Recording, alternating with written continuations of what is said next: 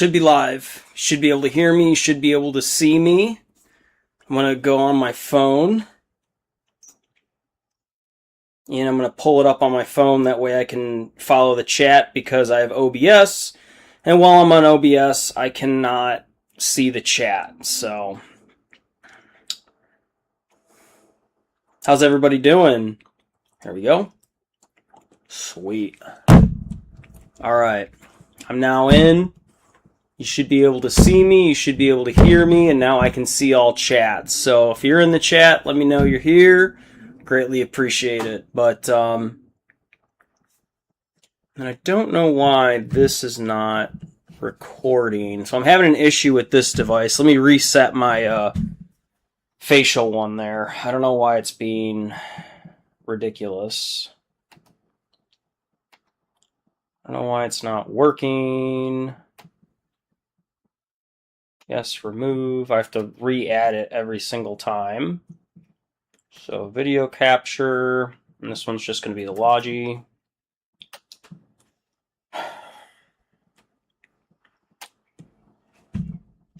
There it is. That's much better. Make sure that there's no audio input on it.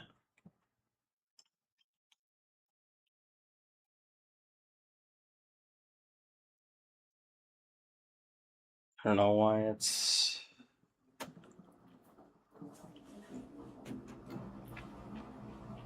Okay. I'm going to minus that one. So now you should be able to see me. You should be able to hear me. And you should be able to see everything going on down here. So, and then we just make it more in the center. There we go. Okay, whole bunch of things going on, right? Welcome to the stream. My name's Travis. This is the ChaoticCrafterZero channel. I'm going live tonight. It is June 24th, 2026. And it's 8:05 p.m., so I set the schedule to around 8 o'clock. But either way, I am live, and I'm glad that you're here with me if you are. Welcome to the channel if you're an old subscriber, and if you're not familiar with the channel, what I do here is I paint miniatures, so I'm a hobby guy, and this is like a little place that I like to kind of get away from the world, and just kind of focus on little stuff, right? Like painting, we could shoot the shit, talk about whatever's going on, at least within the hobby or around the hobby sphere. So I don't like to get too political here, but we can talk about, current news if you really want to. But other than that, it's Warhammer Wednesday. So Warhammer Wednesday, Warhammer 40k, right? So set in the 41st millennium is what I'm painting with. So, but I have looked at some 30k minis and I've really thought about it. So, but either way, I do see Ren is in here. So welcome, Ren. How you doing, bro? Did you know that they're coming out with a new Austin Powers movie? It's funny because me and him were literally just talking about it. And we're like, we need another Austin Powers movie. Like, the world needs it. And we were talking about this months before it was even announced that it was going to happen. So that's pretty fun, right? Neo, hey, what's up, man? Welcome to the chat. Let me get my hobby light on. So that's just LED, that blue. I usually set it to like a warm tone. It's better on your eyes too, if you didn't know. Yes, indeed, Ren. Yep, they're coming out with a new one. It's been announced, so it's gonna be really fun. And they're gonna have a lot of the old, Seth Green's gonna be in it, of course. Whoever plays, fucking Helga or what, I can't remember her name, for like the Salvation Army. She's gonna be in it. And of course we have Mike Myers, who's gonna be the main character, and he plays different people. I don't know why he hasn't gotten an Oscar yet. He should get an Oscar for the amount of work that guy has to do. So he's really fun. Neo said building the Chaos Ruinator. This is awesome. Gonna be a Slaneshi type of night. Oh, outstanding. Outstanding, man. That's fun. The Ruinator's really cool. You said your dad got you that, didn't he? So, And then Ren said I got a Dreadnought Contemptor for a Hellbrute for my Thousand Sons. Ooh, Dreadnought Contemptor. I think I know which one that is. I could probably look it up, but Ren said he's upset Hollywood with the Guru movie. Oh. I'm not too familiar. Which Guru movie?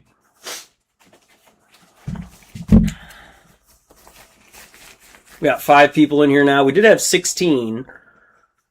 So the numbers do vary. Oh, that's why they were from 30K. Okay, thank you, Ren. I was like, which ones? Like, that sounds familiar, but I'm trying to remember which Dreadnought.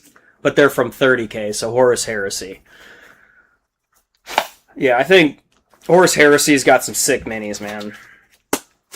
We really do. Let me get my gloves on. So I have not been working much. Let me carefully grab him. I haven't been working much on this guy, so I'm honestly just playing video games a lot. But, you know, maybe I should get back to this, and I'm going to work on him tonight and just further this project a little bit more. So I do want to wrap up these skulls that are on the trophy rack. A lot of them are pretty much done, but I want to be able to put the smokestacks on too. The only thing with the smokestacks, I have them done, is I saw someone else paint the Defiler, and they did it in a really good way, and I liked what they did with the smokestacks. So now I'm like, should I do my smokestacks the way that they did it because it looks really good, or should I keep it the way that I made it? You know what I'm saying? Like, this is the problem when you start looking at stuff online while you're painting. I do take some, like, artistic liberties. So, like, the eye right here for the Eye of Chaos, if you will, I did that personally. That didn't come on the model, and I haven't seen anybody else do this, so I did that. And I think it looks really cool on the side there. But, like, if there's other artistic liberties that I could take that other people haven't taken, you know, I will. But I really like how the hazard striping came around. Like, I think it looks really freaking good. A lot of this, I did use some masking tape, but I ended up freehanding a lot of it too, because the masking tape just gives you like a general, just to space it out, and that's all I cared about, to make it as even as possible. And then the rest of it is literally just freehanding that. So I'm really happy with how that came out. I am going to grimdark this up a little bit so it looks more like this shoulder pad. I really like the look of that. So I'm going to do the same thing here. And then obviously I still have the las cannon, heavy las cannon I got to work on. So that I'm just going to do Black Legion colors, nothing fancy. As much as I could put hazard striping on there, honestly, it's a lot of freaking work. So, yeah. And then Ren said 2008, The Love Guru. Oh, okay. And then he said he poked fun at the Buddhist in the movie. Oh, okay. I don't remember that movie. So maybe that's why Mike Myers has kind of been stashed away. They haven't been funding his movies is because of that. Okay. That makes sense. Yeah, 2008 was a long time ago. Holy shit. I was a junior in high school. Wow. And then Neo said, also, by the way, Travis, the parts holder is really neat. Helped a lot with the smaller pieces. Good. Yeah, it was a nice, like, I should have bought one for myself. I just don't have a lot of room on this. But it is a cool little thing just to put and just to, like, have some pieces. Especially if you're working on something pretty big, or if you're working, like, with a lot of these guys. It's kind of nice to just, like, you know, helmet over there, and then however you're going to do it, right? So either you're building it, or you're painting it, or you're sub-assembling it, however you're doing it. Just having a process to make sure the parts don't disappear, they don't get broken, you don't lose, you know, stuff like that can happen when you're working with these really small things. And I mean, can we just appreciate the size of the Defiler, by the way? This thing is huge. I had a picture of it, and I think it was WC who said, oh, the Defiler's tiny. I'm like, no, not really. It's pretty big, man. So Yeah, just to let you know, like, this thing is, the freaking leg is bigger than an Astartes, okay? So it's big. And these are firstborn. These are not Primaris. That's another reason why I love playing Chaos, is there is no Primaris. You don't have to worry about that. So I'm sure that they'll have an answer eventually, but I'm cool with this, dude. I love my firstborns, you know. So I like the look of them. Let me put this bad boy to the side over here. And then I'm going to just start working on this like whip thing, and I'm just going to grimdark it up, you know. I'll just add some metal scrapes to it, some like damage to it. Looks like there's some spalling. I usually run a shade over everything to make it look kind of greasy and grimy. This is all flesh right here, so I'm going to go ahead and get some flesh tones going, some pinks, make it look agitated. So, you know, I use like a little bit of red just to make it look like it's literally splitting apart, trying to control it. And then this whip thing, I don't know what the hell I want to do with this thing yet. I might just like keep it metallic and just, you know, kind of, I don't really know what to do with it. Because, I mean, I don't know if I want to take on doing anything with, like, lightning or anything like that. So, I think for right now, I'm just going to focus on this part right here tonight. And then I'll probably work on, like, the las cannon or something. So, let me put the big boy to the side. Mr. Krabby Patty, put him to the side. There we go.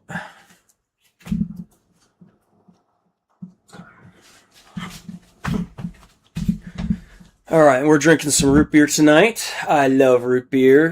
0 per always. Also, this is something kind of different. I'm such a nerd.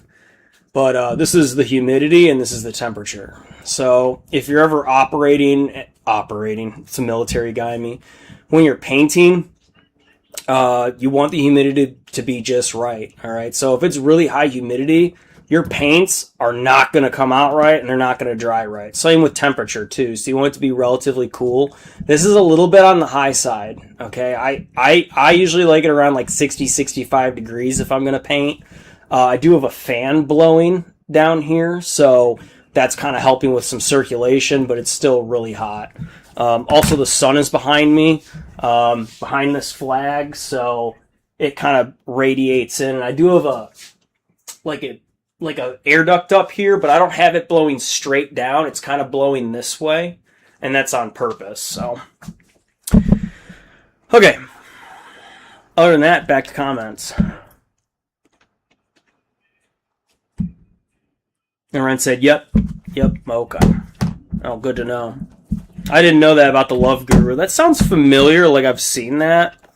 That makes me think of Ben Stiller for some reason, because Ben Stiller had a whole bunch of movies that came out. Adam Sandler, he did the Don't Mess with the Zohan. You guys remember that stupid movie? Like, I don't think that movie would fly right now. I don't think that movie would fly right now, you know, about Jewish and Palestinian and that whole fucking, you know, that whole thing. Kind of a sore subject right now, but hey, Magnus, what's up, man? Good to see you. The winner of our 400 subscriber Great Big Giveaway was Magnus. How's that going for you? If you didn't know, Magnus reached out to me and even told me, he's like, hey, I'm actually starting a Space Marine army because I won the land speeder. So, and that's a Space Marines thing, and hey, why not, right? Like, get some Raptors going, dude. That's fucking awesome. That's so fun. I was not expecting that, by the way. When you said that, you're like, yeah, I'm going to actually start doing a Space Marine army, because, like, why not, dude? Space Marines, I mean, especially if you're doing Raptors, man. Raptors are, like, my favorite. They're really cool. And then, of course,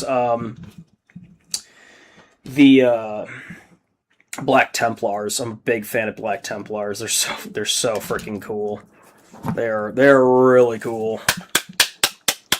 Let me go ahead and shake up these paints here. I do have a wet palette going, so I'll use it for some paints, not all of them. So, and then Ren said, over here in AZ, I put a blanket over my window to make sure not much light gets in to stop the heat. Yeah, dude. Oh, yeah. Yeah. That heat is a killer, bro. Like, Maddie goes outside and she'll, like, smoke or whatever she does, and she'll leave the door open or, like, the window open. It's just radiating heat in here, and I'm, like, trying to cover up all my paints because they'll dry or melt my freaking minis I'm working on, so... And then Magnus said, I've been using those brushes. Effing amazing brushes. I told you, man. They're my favorite cheap brushes, man. I love these things. These are my Royal and Land Nickel. These little, like, they're not the best, but, like, I love these brushes. Out of all the synthetic brushes you can get, like, throwaway brushes, these are the best. And they're cheap. They're not that much. They're like $4 or $5, $4, $5, $6, and you can get a pack for them. They're not in the miniature model section. You have to go to the paintbrush section in Hobby Lobby, and hopefully they're there. But yeah, I love these paintbrushes, so I'm really glad you like them too. That's awesome. Good, Magnus. Yeah, they're freaking sweet, dude. They're really good. I love those. I love these paintbrushes. And then my really nice ones, I do have sable brushes too, but like another step up from premium are the Curate and Color. These are really, oh, I don't know if you could see that, sorry. Curate and Color. These are really good too. Awesome brushes. These also come in a pack. They're a lot more expensive. These are like $16, $17, but like these are really good. Again, for just like synthetic brushes. Yeah, they're freaking awesome, for sure. So let me get this paint tip wet, and I'm going to start doing basically some lead belcher, and I'm going to make it look like little scrapes and cuts and all that stuff along here. So that's what I'm going to be doing, is just adding some war damage. There we go.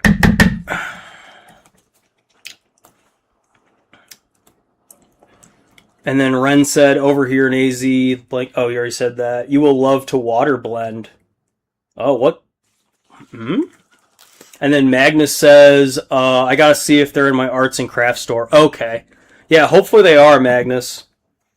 Yeah. No, they're great. They're great brushes, man. I highly recommend them. I've been using them for over a year now. And they're like my go-to, like cheap synthetic, brushes, but they'll get the job done, So here we go, just doing some scraping, adding some like little paint chips, things like that. Kind of make it look like it's been battle scarred a little bit. So I just kind of, just a little bit. And it looks really good when you do it right. And then I also like to kind of have them like counter hashed, so it kind of looks like it's going against it. There we go. Kind of like that right there. Kind of hard to see, but yeah. So this is how you add some battle damage to things. And then these parts that are brass, like the metal on the outside, I kind of tarnish them on purpose, so it kind of looks like they're scraped down to the base metal. So that's something else I do. You could also edge highlight with it too, so I'm kind of edge highlighting, and it looks really good. Or you just start adding scrapes and like just start doing stuff like that, and it really just makes it look awesome. There we go. So yeah, that's gonna look so badass when it's done. Hell yeah, brother! All right, I'm gonna let that dry for just a second. Yeah, I hope you find them, Magnus. Hopefully, I can't remember. I think these guys are out of Britain. These brushes. I have a pack of them. I always have extra packs. Where are these made? Made in China, but oh, Munster, Indiana. Okay, so they're made in China, but manufactured here, and they are UK based. I'm confused. Well, I think they get parts from different places, but I think that China maybe is the one who, you know, makes the other stuff. Like, I think the brush and hair comes from the synthetic hair. I think it comes from freaking Britain. And then probably the shaft might be made in Britain. Else, I know this metal piece is definitely made in China. This crimped cap right here. And then the shaft is probably made in China, and it's probably stamped in China too. But like the hairs themselves, I mean, it could be made in China, but... And then it goes to Munster for distribution in the U.S. And that's in Indiana, which is actually right over the border from Chicago. I know where that is because I've been through Munster multiple times. So, yeah, like Munster cheese. That's what I think of every time I think of Munster. I think of Munster cheese. It's spelled the same way. It's funny. So I'm going to add some more battle damage on here. You know, just little, like, scrapes and dents and stuff like that. Kind of make it look like it's been chipped a little bit. I could get a brush and, like, chip it, of course. But I just like to kind of do it by hand, too. Wash that up. And then once you start to layer things on top of this, it looks really good. It looks really beaten. And then Magnus says, has Lurk been around recently? Lurk was on the last live. I don't know how long he was on, which is funny. Like, you don't know how long he's been watching, right? But he's been watching. And it was like towards the end of the live, he like popped on and was like, hey, you know, just saying he was here. I was like, oh shit, Lurk's here, cool. So he's around. He's like a ninja in the shadows, man. Forever Lurk. Yeah. Excuse me. And then, yeah, the last time I was on, me and Ellie were talking about the Amazing Digital Circus. And the last episode came out, and I'm super disappointed about it. So I doubt anybody else watched it or even cares, but I watched it, and I was like, what the hell was this? All that build-up for, like, the worst show ending, like, ever. They were so lazy about it. I don't know why, like, what happened. I'm not really 100% sure, but they dropped the ball. That's all I gotta say. I'm gonna do some cross hatching here. Something that look like it's like an X. I always like the look of an X on there. So just some scrapes and cuts and stuff like that. Sometimes I even do like claws, like claw marks. So I'll do like 1, 2, 3 on here to make it look like it's been scratched up by a claw or something. Because it is a demon engine, so like, if you don't think demon engines are fighting other demons, you're wrong. Like, Chaos will fight just about anything. It's not just humanity. I mean, humanity is, like, who they like to go after, but, like, they'll fight anybody, dude. Anybody comes at them, Chaos is gonna fight them back. Hocus Pocus 122. I think the community bullied the creator and they gave up. Oh, really? You think that's what happened with the Amazing Digital Circus? Oh. That'd be really sad, man, if that's what happened. I'm not as deep into it, but like a lot of people who watch the show are not happy with the ending. Me, one of them.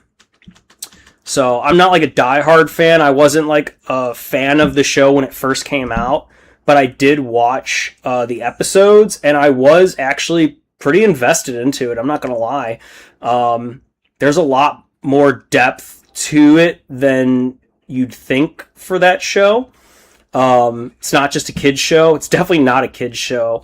I don't think it's a kid's show. I don't think kids would really fully understand it. But some people say it's like, oh, it's a kid's show. I'm like, I don't really think so. I think there's more to the show than just that surface level. What show? Ren asks. It's called The Amazing Digital Circus. TADC is what it's short for. So The Amazing Digital Circus. But they just had their last show for the whole thing. It was episode 9. And to me, I was not happy with the ending. I watched it and I was like, what is going on? It was like so confusing. And then I'm really upset that they all found out like they're basically all computer simulation. They're all basically mind scans of the people that they thought they were. And I was like, what?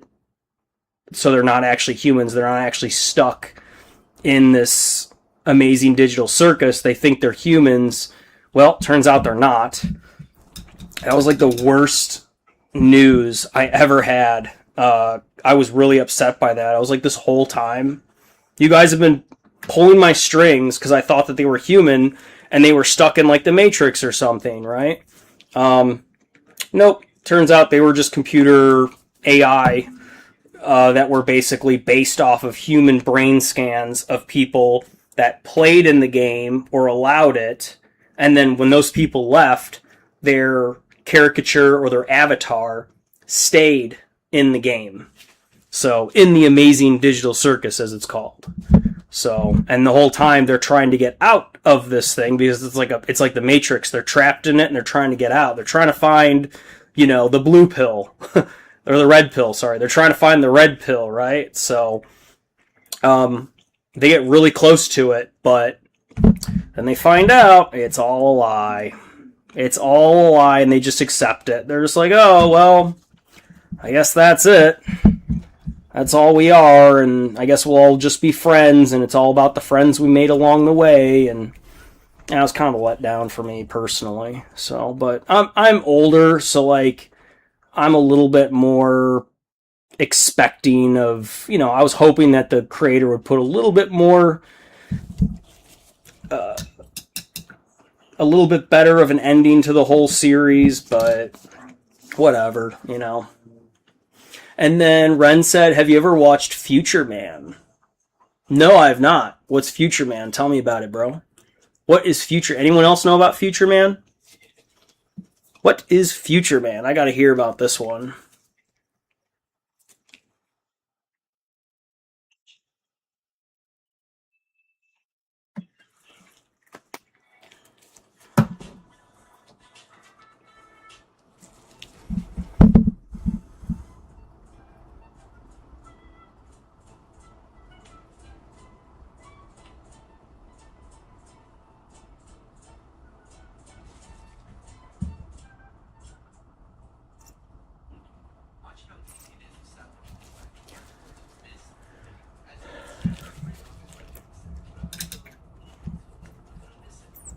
Having like a big old party outside.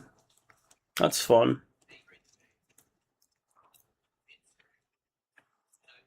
I wonder if it's a family or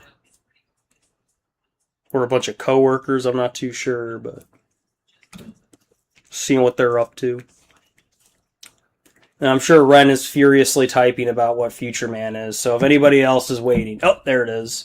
He said it's a show on Hulu. It's about a guy who's a gamer that still lives with his parents, works as a janitor. However, his single goal is to beat the hardest game ever made. One day, his life changes. Oh. So that sounds like an interesting show. His goal is to beat the hardest game ever created. What? Has anybody else beat the game?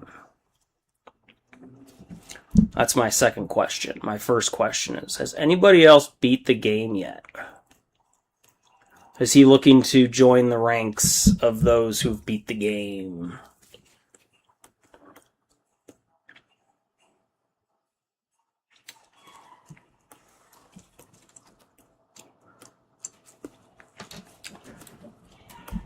They said when he beats the unbeatable game, it turns out the game was made in the future to find and recruit the hero to join the rebels and fight in the future war. Ooh.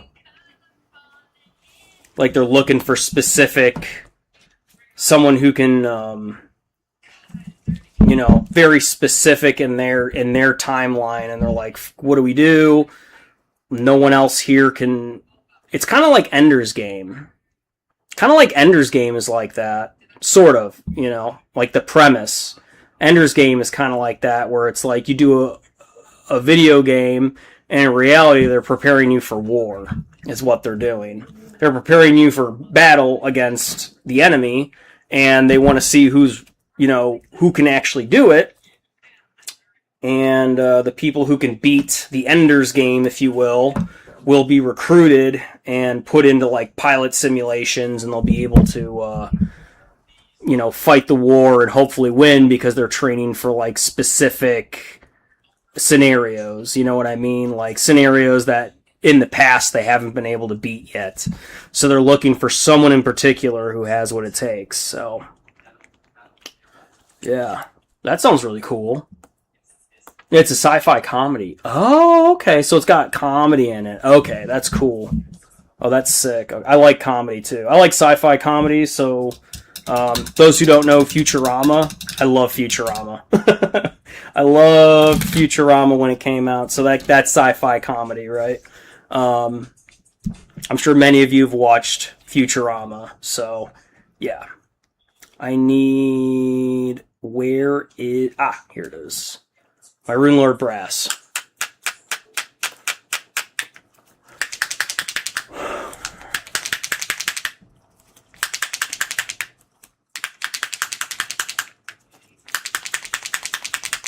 Diabetic coma! Neo says I'm ready for war. Hell yeah, brother.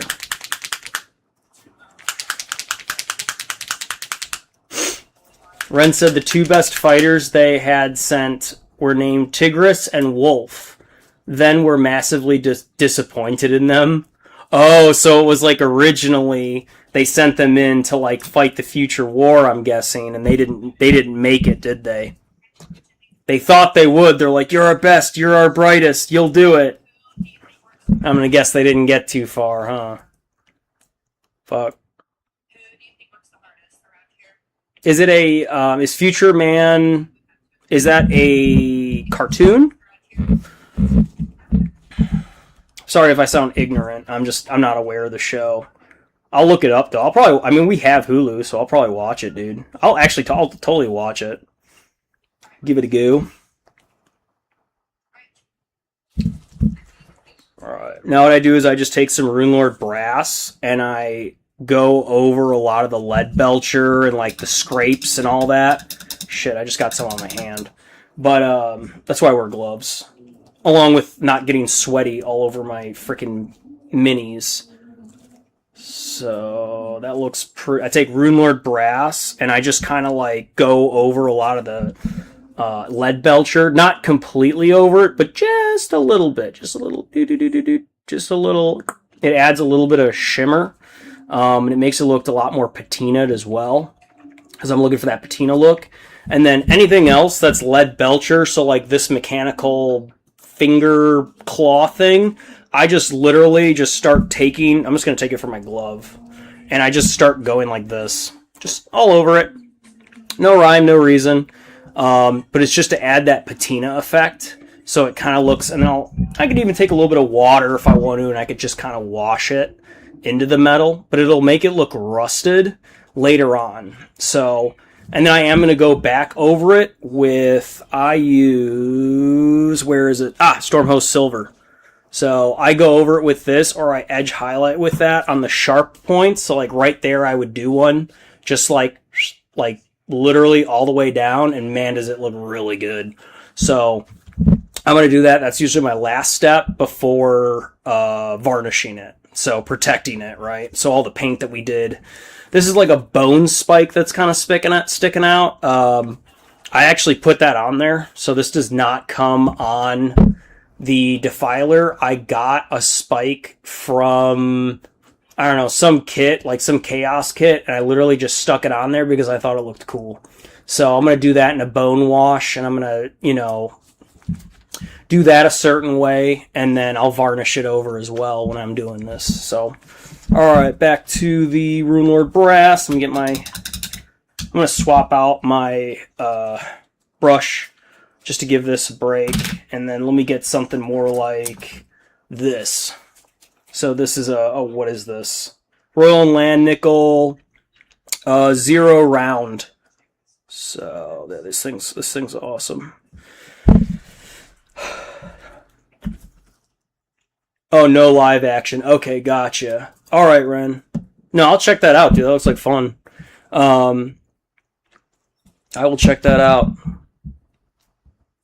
And it's a comedy. Okay, I like that.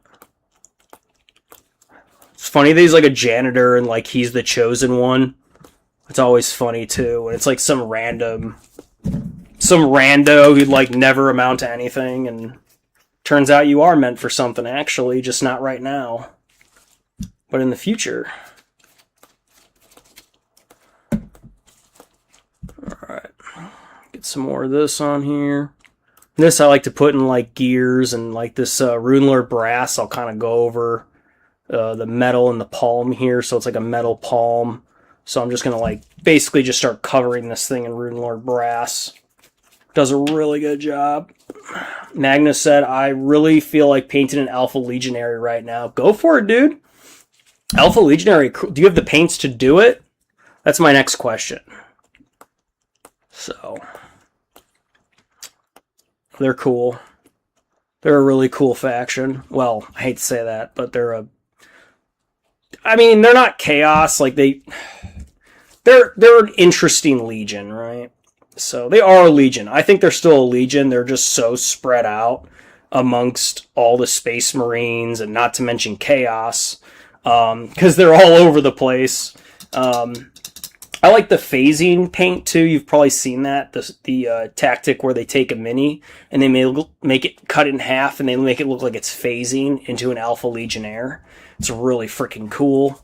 I love that. Or just go full Alpha Legion and just paint it as it's supposed to be, right?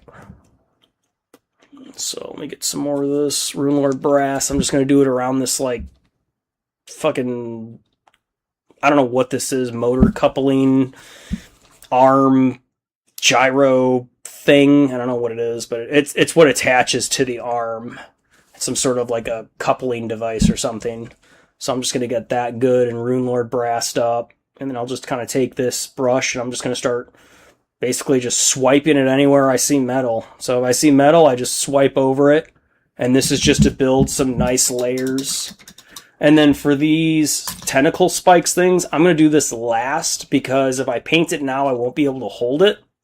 I could like do this, but it's kind of like flimsy. So I'm going to let this part dry before I do this. Alright, so that looks pretty good. I'll kind of zoom it in for you there. And again, it doesn't look like much, but once you start adding washes to it, it's going to look a lot better. So trust the process, my friends. Trust the process. And then Ren said, that show was made in 2016. Oh, so not too long ago. Okay. Yeah, I'm not familiar with that. Yeah, I must have missed that, homie. Dang. I don't even remember hearing about that. Was it a Cartoon Network thing, or did it come out like on FX, or was it is it the Sci-Fi Channel? That's still a thing, right? Sci-Fi Channel. I remember watching that as a kid. I used to love that show. Oh, that channel, like Stargate and shit like that. Stargate SG-1. So I'm gonna cover this up because this is getting a little. I've had it open for a while. I haven't even used it yet. So, but I'm just gonna keep. I'll just put this to the side. Where can I put it? Over here. Cool. Stay. And then Magnus said, I'm actually trying to write a mini story on the Alpha Legion from both their side and the Imperium. Oh, that's so fun. Oh, I love that. You're getting into the lore? Heck yeah, man. Oh, that's fun.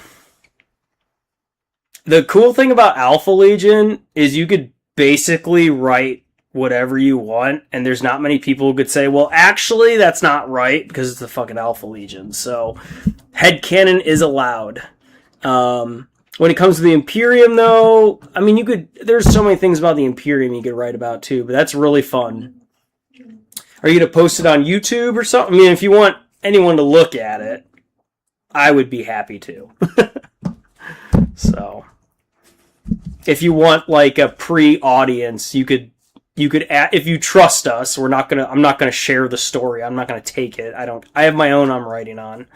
But if you want someone to like read it over, or, I'm always here, dude. You know me, homie.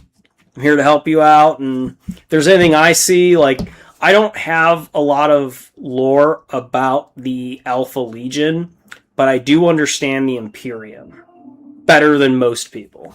So Alpha Legion, I am not an expert on. I don't think there's many experts even on the Alpha Legion. There are some YouTubers I have seen. I can't remember their names off the top of my head, but you can search around and you'll find it. Just look up like Alpha Legion Lore Master or something like. Not, I hate to say Lore Master, but people who really, really care about the Alpha Legion and the books, and they know all about it better than I would. You could watch their channel just to get some inspiration, or if you want to do things right?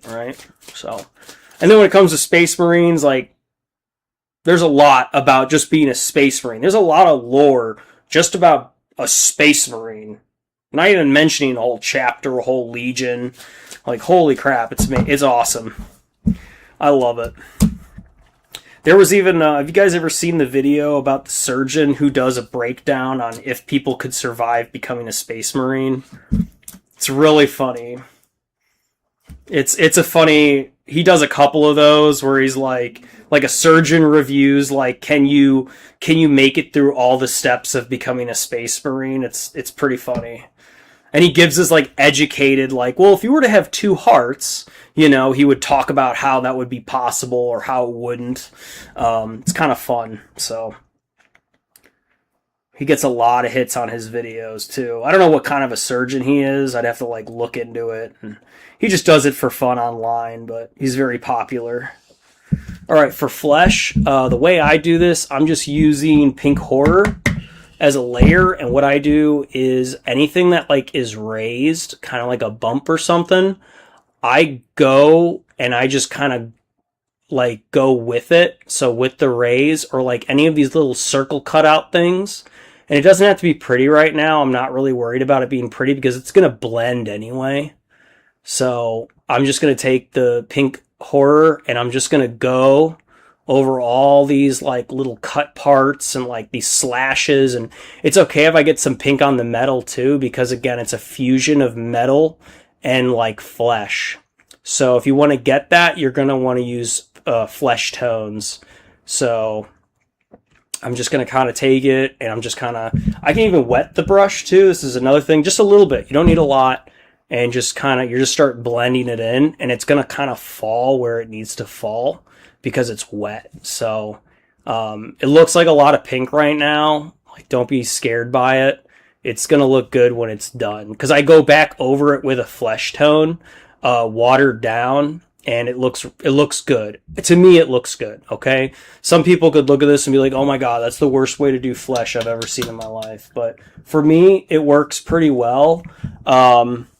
I've done it on the Defiler, and it kind of gives it like a sick, like stretched skin look, kind of like Slanesh. You'd imagine like faces being stretched out, kind of like my gloves, right? Like wrinkled but like stretched out. It kind of gives it that look, but like a dark purple, because there's a lot of like meat in there, right? It's like muscle and meat and sinew and everything. So I kind of do that with the flesh tones. All right, and then I'm gonna go ahead and cap up that pink horror, put that to the side. And then what I'm going to do is grab my Recklin Flesh Shade, and I'm just going to freaking shade all of what I just did.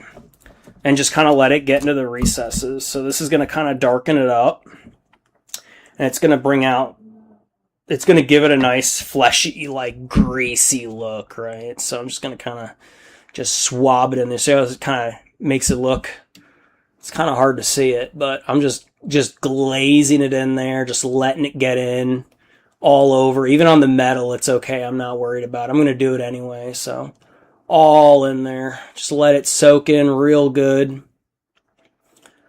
All in there. Yep. Cool. I'm going to let that dry, and then I'm going to go back over it.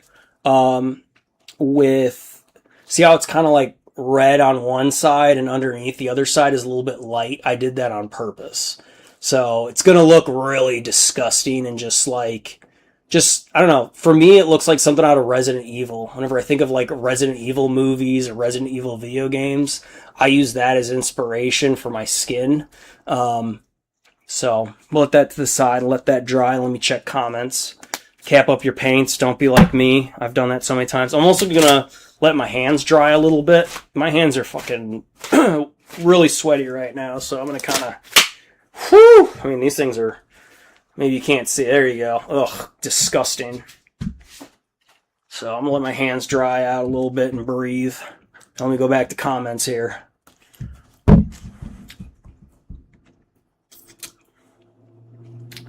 And then Magnus said, no, I'm just writing it on the notes app on my phone. Might post it on the hobby showcasing channel or something if it's done. I'm already 2 chapters in. Oh, hell yeah, dude. I mean, even if you want to post the first chapter, just to be like, hey, what do you think? Is this a good setup? Like, do you have an idea? Like, you're pushed into it? Like, you know, if you want to. Again, it's up to you. Yeah, put it in hobby and showcasing. So, if you want to. Or, you know. And then, but that's dope. I have notes on my phone too. Obviously, I'm using my phone right now, but if I could show you, I mean, I could technically show you here. I have so many notes on my phone. Oh my god. I'm such a nerd. Maddie, how many notes do I have on my phone? Hundreds. I have, these are all my folders.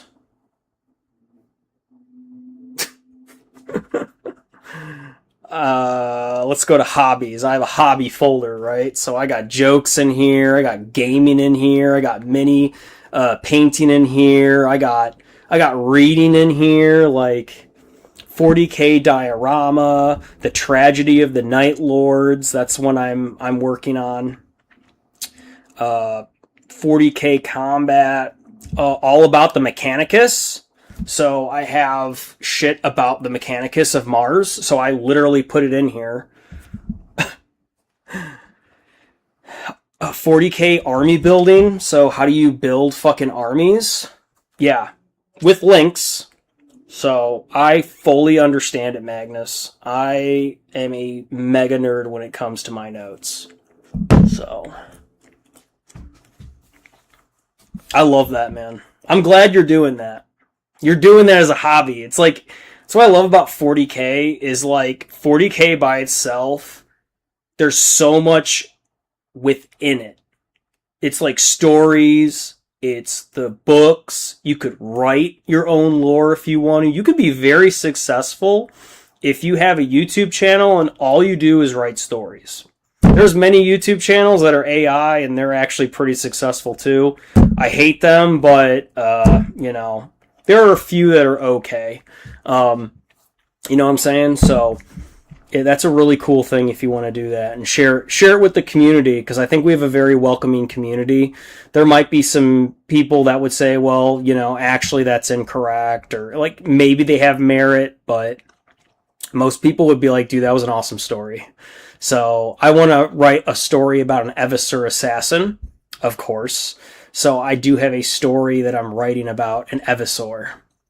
And it's not about him being like brought into the Assassinorum and being like trained and everything. It's more like he's on a mission. So kind of like his life in a snapshot, but like as he is now, not like when he was human, because they mind wipe a lot of that. They don't really remember their past, if you didn't know.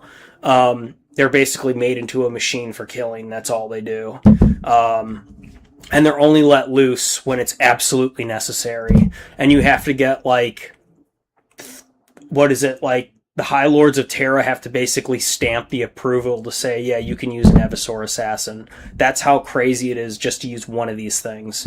So I have a small short story that I'm writing on about life as an Eviscer assassin. So, like, him being put into stasis and then waking up randomly, and he's like, how long's it been? I don't care. You know, like, or his mind is just like, I want to kill these people that are in front of me. Who are these people? Like, and his mind just goes to rage, or like he gets launched into the pod and then the pod opens up and he just all the targets just light up in his skull and he's like terminate, you know, and just kind of that encapsulate what it's like to be an Evisaur, like that absolutely drug crazed mind that they have. So I think that would be a really cool short story. I have another short story I'm working on, a funny one, kind of grimdark but funny, and it's like from the perspective of a little boy, and the title of it is My Dad is a Servitor. So like this little boy, he works in the dungeons of a ship, so like the lower levels of a ship, and he works in like pipe cleaning, right? So let's say there's like a waste pipe or a water pipe, it's clogged out. He's trained to go in there with like a big stick or like a big hook and like get those out, right? So he's really small, he's able to fit into little areas, and his dad became servitorized. So he like sees his dad come by and his dad's like, object complete, mission, like, and he's like, hey dad, how you doing? And he like plays on him, so it's like kind of, it's very dark comedy, but it's like he like rides on his dad. He's like, yay dad, we're having fun. Like that's a short story I want to do. And I have some of it written, and it's like from a little kid's perspective, you know, and he's like, I love you dad, and his dad's just like 011011101 complete. Like, and he just follows his dad around. So like that's kind of like the story I want to do. So that's another example of something I'm also cooking on in the backlogs of things. But I have like 50% of it done. I just don't know how I want to end the story yet. If I want to have it end in a bleak way, or like, I mean, I'm thinking in a bleak way might make sense because it's like the grimdark, right? It's like the gothic setting, the far future of war. Or I could have like a somewhat happy ending, you know, where like his mom comes along and she's also a servitor, and he's like, Mom and Dad, you're both here. You know, so some stupid like that would be kind of funny.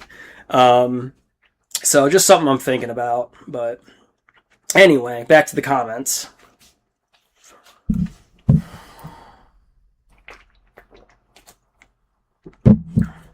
Magnus said, yeah, you told us about the servitor one. Yep, exactly. So I've been working on that. I haven't touched it in a while.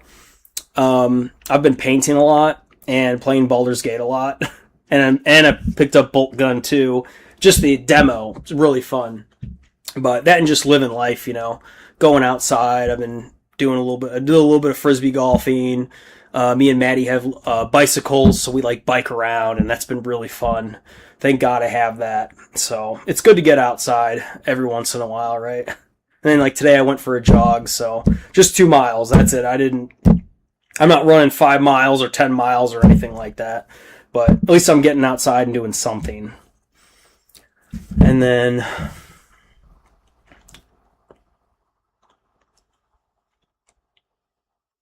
Ren said half of them are traitors and the other half are loyalists. However, they don't know who is on whose side within the Legion. Yeah, within the Alpha Legion. It's kind of like, I hate to say the Dark Angels, but like the Dark Angels are almost like that too, where they're like, are you the Fallen, or like, are you the Risen? You know, the Risen now. Or are you actually like a Dark Angel, like true to form? Imagine being an Alpha Legionnaire within the Dark Angels. Like, how hard would that be? That'd be quite the assignment, that's all I gotta say. Because the Dark Angels are very secretive as well. So it'd be kind of hard to infiltrate, I'd imagine, but I'm sure they've already done it. Yeah, the Alpha Legion are cool in that way, because no other Legion are like that. Maybe the Word Bearers. Maybe. Like, they have some... There's always an ulterior motive, right? Like, you think that they're your friend, or they're, like, here to help your planet, and everything's gonna be golden. How about that? There's gonna be ulterior motives, for sure. Black Legion, too. They'll turn code on you in no time, and they're like, oh, you know what? We don't like you. We're gonna kill you. So, and then Ren said also another unique thing about the Alpha Legion is they have 2 Primarchs. Yes. Alfarion and Omegon. Some people, there's theories out there to say there's actually only one, and that like I call him Alfarion. I am Alfarius. Alfarius is like actually like duplicitous in the fact that he can be two people at once. Like he has actually two personalities within him, almost like a schizo. Not like a schizo, but like split personality disorder. So there's people who look at like writings of all the Primarchs in one room, and it's like you never see the two sitting next to each other. I don't know. But it's like they say that there's two, but is there really two? That's kind of debated, but as I understand it, there are two Primarchs. You are correct. And I think one of them died. One of them died, apparently. Who killed him? Was it Rogel Dorn? I think it was Rogel Dorn who apparently killed one of them. Like, I am Alfarius, and he knew it was, like, he's like, oh, you're my brother. He recognized him because they share a bond, right? Like some sort of a metaphysical bond. So... And then, yep, Ren also said, and everyone in Alpha Legion looks exactly like the Primarch, and they all claim to be him. Yeah, I love that, too. They're all the same height. So that's why Alfarius and Omegon, if they are two, are kind of shorter compared to your average Primarch, because they're like a little bit bigger, just a little bit bigger than your average Space Marine. You know what I mean? Like, they're not big. Because they blend in with they're all shaved bald, they all look the same. I don't know if they all talk the same, but they all claim to be I am Alfarius. So it's a really fun Legion, man. It's kooky. It's crazy. I hear reading the books can be very much a headache. I've never read them, but if anybody else has ever read them, let me know what you think about the lore. I'm curious.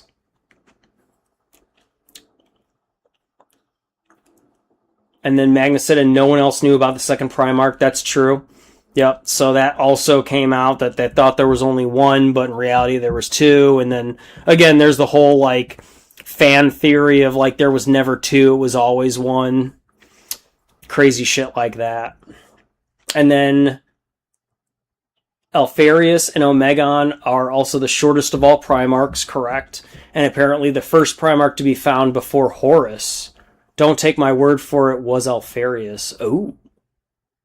That I have not heard. I've not heard of that yet. That's a new one. If that's true. Yeah. And then Ren said the OG writers of 40k were saying all rumors and whispers amongst the stars of 40k is all true and false at the same time. Yeah.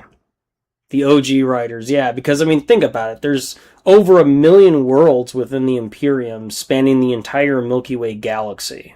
So, they don't even know what year it is, to be honest. Like, even those that keep a timeline of, like, what year, millennium, what, because they go based off of Terra.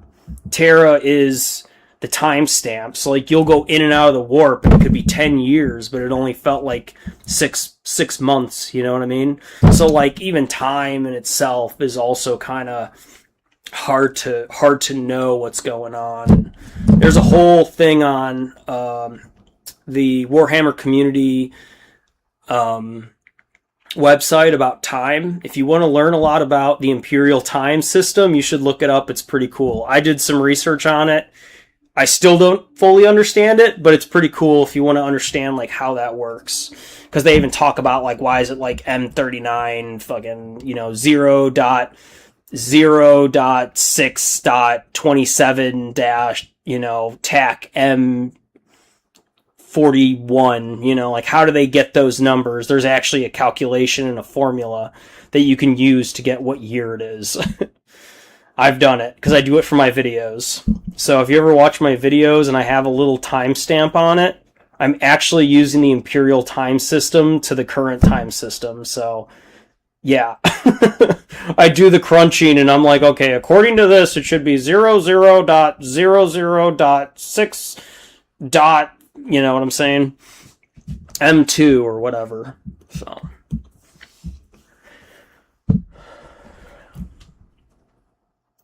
And then Ren said, many ways it could be a dream of what the child wanted to happen, and then wakes up to reality and he's alone. Ooh. That's another way to end it. See, there's a third ending. That's a third ending, where it's like he thinks, oh, Dad, you're doing good, and in reality his dad's gone, Or his mom's gone, It's like he's having the best time of his life as a kid. He's like going around playing with his servitor mom and dad. And just like, I don't know, like seeing how fast his dad can go, because his dad's like, going like 15 miles per hour through the decks or whatever.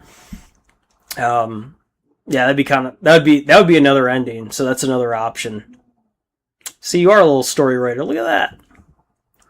There's actually a lot of movies in Hollywood. They have alternate endings for a lot of movies. So. And if you ever want to look up movies and you could see if there's an alternate ending, sometimes you could find it. Sometimes they have it on like YouTube, or you can find it in like bonus material. You know what I'm talking about? Like if you have DVDs or Blu-ray, like sometimes they have bonus material or behind the scenes stuff. And sometimes there can be extra scenes that they cut, or if you ever watch director's cut, that's also good, because then the directors have say in what the whole movie is. So some movies are actually better watching the director's cut. So anyway, back to the comments. Neo says, oh, I hate being stuffy and can't breathe. Oh, that sucks. Yeah, it's just... Got bad allergies, bro? Maybe you need to get some, like, better... go to a doctor. I don't know. Maybe they'll give you something good. Excuse me.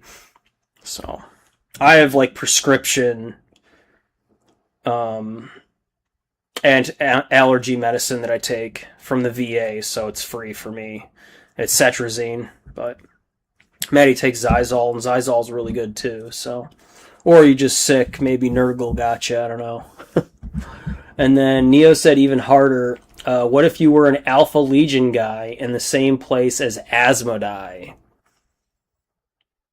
Neo said, yeah, you're cooked, bro.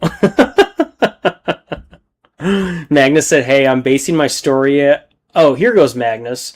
He said, hey, I'm basing my story on an Alpha Legion trying to infiltrate Dark Angels. Might change it to a different chapter, though. Okay. Yeah. Trying to break into the... Oh, Ellie's here! Yay, Ellie! There you are. Welcome! Hi. Yeah, Magnus, having them try to break into the Dark Angels, you could do a lot with that. You can do a lot with that. Like, they could be tested, or, like, they have to go through all these fucking, like, he would have to, like, you'd have to figure out, okay, if you're going to infiltrate the Dark Angels, you're going to have to take on someone else's identity. So you're going to have to kill him, or find him in a battlefield where, like, he's the only one left, right? And, like, he thinks he's still alive, he's cut off from his brothers, it was like a Tyranid invasion or something. I'm just saying. And there's a shadow in the warp, so there's no communications. The Alpha Legionnaire finds him alone, and he's kind of wounded, right? But he's not dead. And he, like, looks at him, and, like, he's still in Dark Angel. Or no, maybe he's not in Dark. He's an Alpha Legionary, like, whatever the F. Or maybe he's, like, a Raptor. Maybe he's a Raptor, and he wants to become a Dark Angel. So it's like they were supporting them as a chapter, and, like, they were semi-trusted to work with the Dark Angels on something.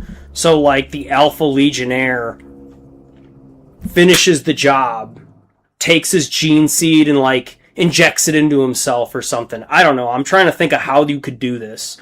And then he takes his armor, and then he would have to, like, I don't know, maybe, like, grow his beard out, or, like, keep his helmet on. You know what I mean? Like, he has to keep his helmet on, and he just never takes it off. And that way he can, like, because he takes the face off to see what the Space Marine looks like. And he's like, aha, Okay. And he like talks to him to get his voice. So he's like, okay, I know what his voice sounds like. Like, what's your name? Like, before he kills him, he'll like come up on him and be like, hey, it's just you and me out here. What happened? You know, just like ask, like, who are you with? Who's your battle brother? Who's your battle sergeant? You know what I'm saying? Like asking all these questions. And then, they think they're going to get out together. And then at the last second, the Alpha Legionnaire just like turns around and just kills the guy, right? Like kills him somehow. I don't know how you're going to kill a Dark Angel, by the way. They're pretty hard to kill. But somehow kills him, takes on his identity, and then swaps bodies. So like the chapter guy died on the ground, puts his body there, right?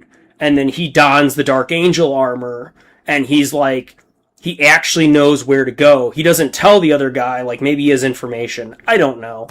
To like go back to the Dark Angels, and then he starts being in the ranks, but like there's still gonna be questions, right? There's still gonna be like, oh, do you remember the battle on Phosphorn 7? And he's gonna be like, yes, Battle Brother, I don't want to talk about it. And like the other Dark Angels are like, that's weird. Why doesn't he want to talk about it anymore? He used to always want to talk about it. You know, so things like that you could do in your short story. Just giving you ideas. It's kind of fun. It's fun to think about, right? It's good to use your creative brain, man.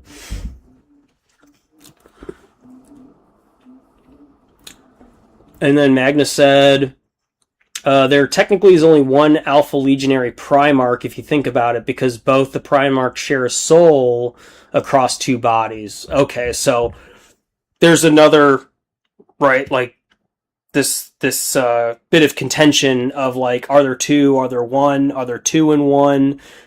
You know, was there one before and they found the second one, or like was one created and then they cloned a second one? Wouldn't that be something? Like, what if Alfarius has been cloned multiple times and like nobody knows about it? So everyone's like, oh, we killed Alfarius, we killed him, Rogel Dorn killed him, and then it's like, no, he didn't. He's right here.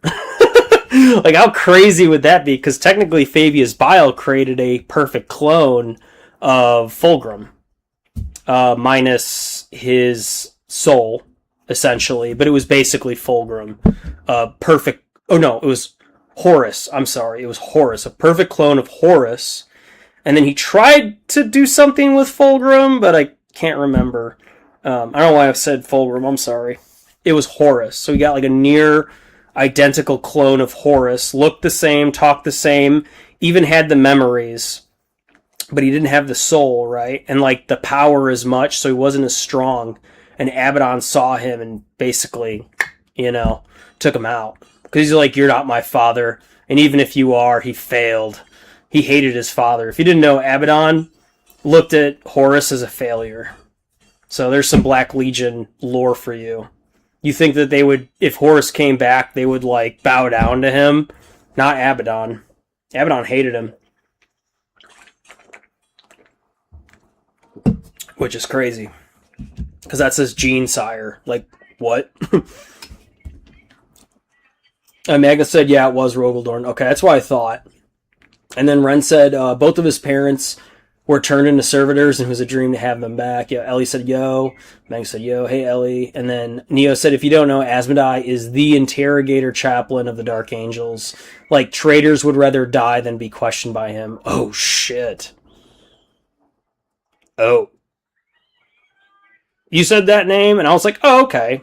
You would know better than me. Damn.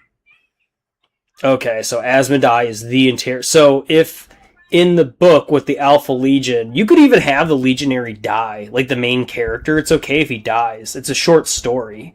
So if you want to do a short story where he's being tortured by Asmodai, and like Asmodai's really good at what he does, according to Neo, then like that would be a really cool interaction between the two, and where he actually, like, Asmodai is so good that he actually catches him. He gets him, and he's like, fuck, you got me, you know? He's like, I am Alfarius, and we will win! And then he freaking blows his brains out with a bolt gun. Like, how cool of an ending would that be?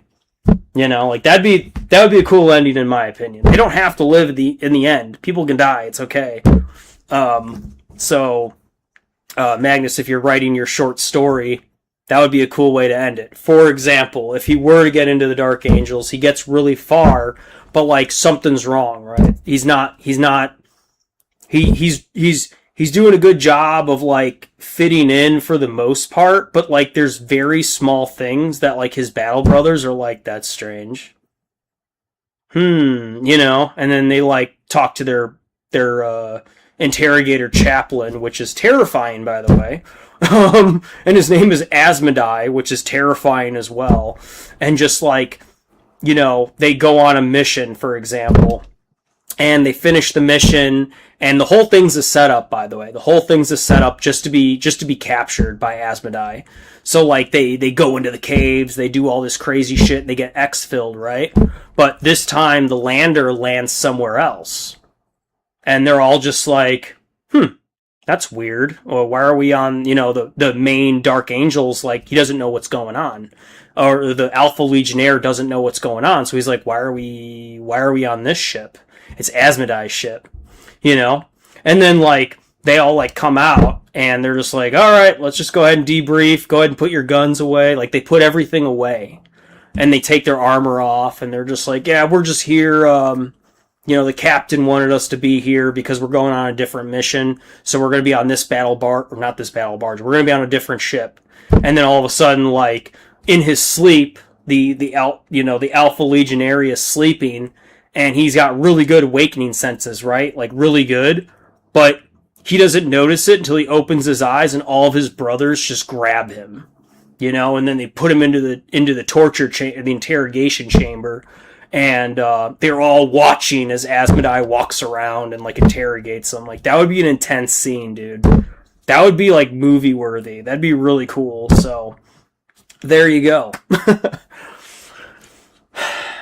LED said, I'm in Wisconsin. I'm confused. Hi, Ellie. I noticed Kane as your profile picture there. What did you think of the last episode? What did you think? And then Magnus said, the Alpha Legion in my story are aligned with Chaos. Ooh. And are present on Vrax, which is correct. They were on Vrax during the siege. And their mission is to steal intel and demolish a communications bunker. Okay.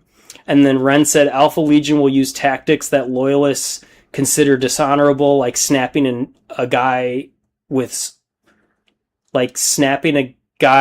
swords? Oh, snipping. Oh, sniping? I think I know what you're saying, though, Ren. Yeah. No, I agree, Ren. Like, the Alpha Legion, they're going to do things that are not honorable. Especially if they're the bad guys. So, like, if he were to, like, be with a Dark Angel on the battlefield and he's going to take his identity... He's been planning it for years. Let's just say he's been planning it for years because he was like, if I'm with name a random chapter. He infiltrates the chapter, which is pretty easy. And he's like, how do I get into the Dark Angels? But then he has to have like a motivation, right? Like there's got to be something he's looking for in particular. Like, why is he infiltrating the Dark Angels? It could be any reason, but I'm just saying if he does have a mission, his mission could be to get intel on... It could be, what if... Oh, whoa. Listen to this one.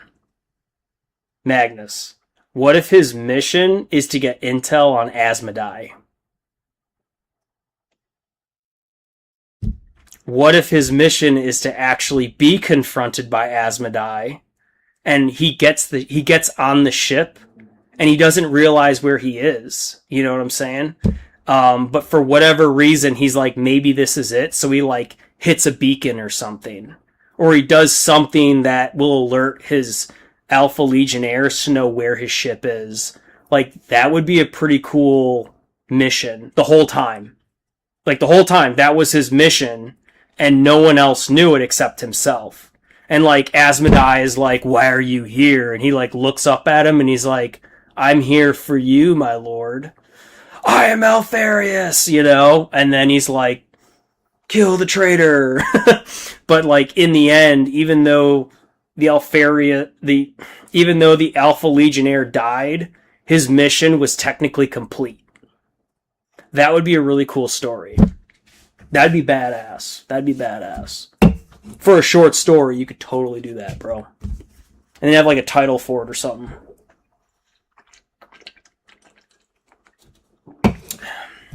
I don't know what the title could be, but I mean, you could spitball it. That'd be a really cool mini short story, man. That'd be sick.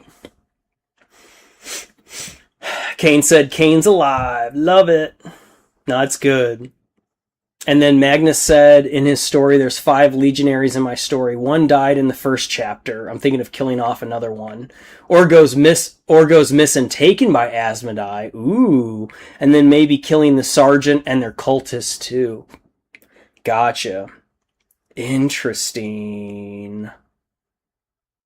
Yeah. And then LED said, I'm going to go downstairs to get some Sour Patch Kids. That's cool. That's cool. Oh, Ren said snipe. Okay. Yeah. So he could even shoot him from afar. He just has to make sure he takes a really good shot. Yeah. And then no one else hears it. No one else sees it. So. And then Magnus said, Gilliman pretty much bullied Alfarius because of their combat doctrine. Oh, I'm sure. I'm sure. Not many people probably like Alpha Legion too much.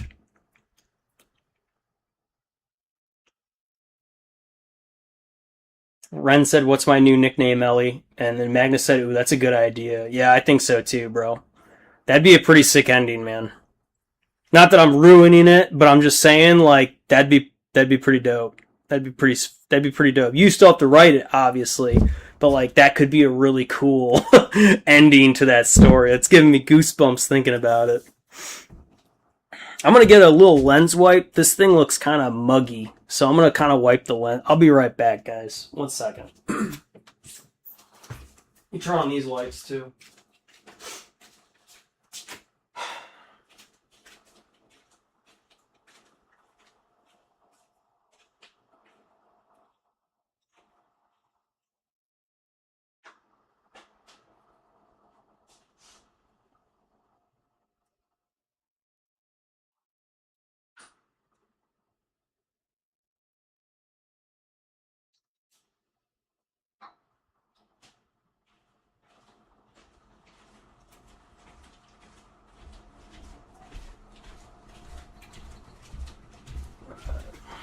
Just gonna clean this off. Hold up. It's just kind of bothering me. Little microfiber cloth here. That should be a little bit better.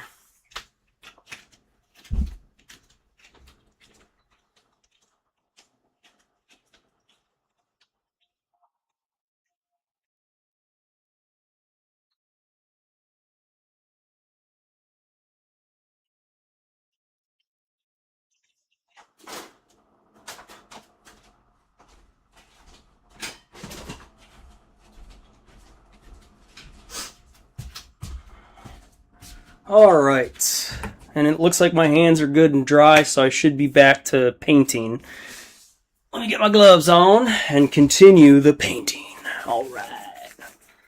Ellie, what'd you think of the last episode, though? Besides Kane being alive, what'd you think? I mean, I could tell you what I think, but you're probably not gonna like it, but... Oh, screw it, I'll tell you. I didn't like the last episode. I didn't like it. At all. I'm glad Kane was alive, and I told you he would come back. I knew they wouldn't kill him off. People love Kane. I didn't know people love Kane, but people love Kane. So, yeah, they can't kill him off. And at least they had, like, a story arc with him where he kind of, like, understood and he, you know, let them know what really happened and what's been happening. Basically revealing everything to them. I don't know why that camera is just... Maybe there's like some weird glow. I don't know what it is. Maybe it's the light. Let me turn it down, maybe? Whatever. Okay, so back to this. I did get that like pink going on the flesh. Now what I'm going to do is I'm going to take some more of the rat hearth. So that's what I use for like flesh. I don't use pallid witch flesh because it's way too pale. It's too pale. It's not flesh-like. I like fleshy tones. And what I'm going to do is I'm going to take this and I'm just going to basically like do a wash over everything that I did with the pink.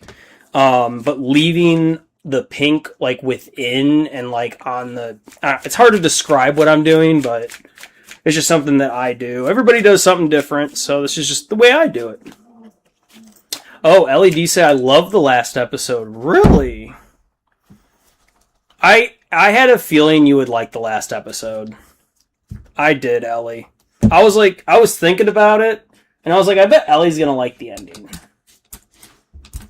So, it was a very happy ending. It wasn't, I'm different, so sometimes I like not happy endings, which is weird. But I could see you liking it and you being happy with it. So it's not a bad thing. Everybody's different. Everybody likes things differently. For me, I was not happy with the ending. I was hoping my happy ending is that they get out of the simulation. And also Jax, fuck him, by the way. He is no longer one of my favorite characters anymore, Ellie. He's on my shit list because he deserved to abstract, in my opinion. He's a horrible person. What did he do? He killed his mom. Didn't he kill his mom? He's a murderer, too. So, and he also is responsible for abstracting Ribbit and abstracting other people because he just pushes everybody away. So, like, I don't have really much sympathy for Jax anymore. I did at first. Like, I not that I had sympathy for him, but I just thought he was kind of a fun character. You know, he's kind of like he's like the rebel without a cause, you know, and I kind of appreciated him. He's kind of like an anti-hero, and I was hoping he would come through at the end to be a good person and like change himself a little bit, but no, he just ended up abstracting, basically. He ended up losing his mind, and they just carted him away into the little circus tent where all the abstracted go. So, I think Jax was... some people say he was the main character, and not really. I mean, some people who watched the show called it like the Jax and Pomni show because it was all about them.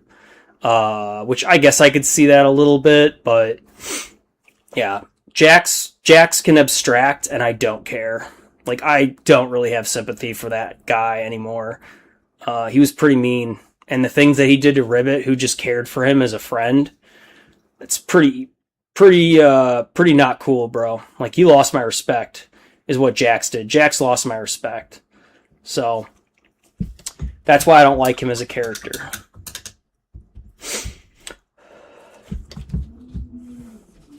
And then Lives for Games is here. Hey, what's up, dude? Good to see ya. You snuck in.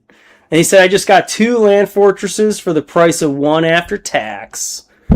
How'd you do that? How'd you do that, Lives for Games? And then he said, the only issue is that they are all the pieces, which I made sure they were all there, but there were no instructions with either of them. Oh, that's not good. Okay. How'd you get those? Lives for Games?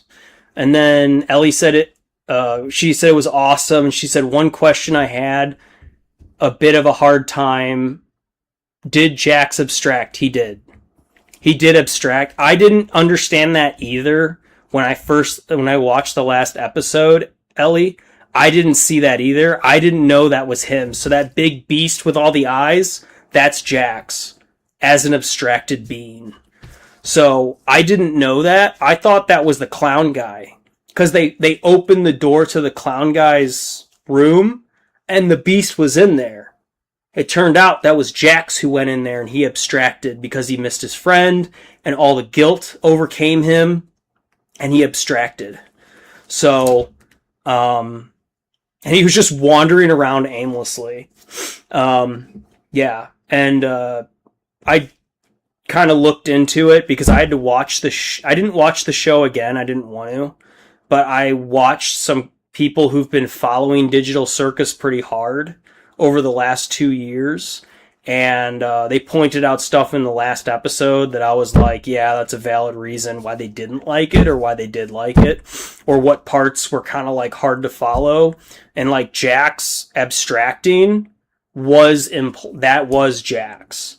I don't know why they didn't say it, but like when Pomni touched the monster or hugged it and all the memories came into her head about Jax, and then she also saw the different alter egos of Jax as different entities as one, like when they're all playing cards and stuff. That was Jax's mind, and when you abstract, you're split into different people and everything's crazy. So, because you're not really a person anymore, you're not a single entity. You become multiple and you go crazy and you have all these eyes all over you. You become a monster. So there you go. And then LED said, what about Raggy? Do you like her? I don't not like her. Ragatha? No.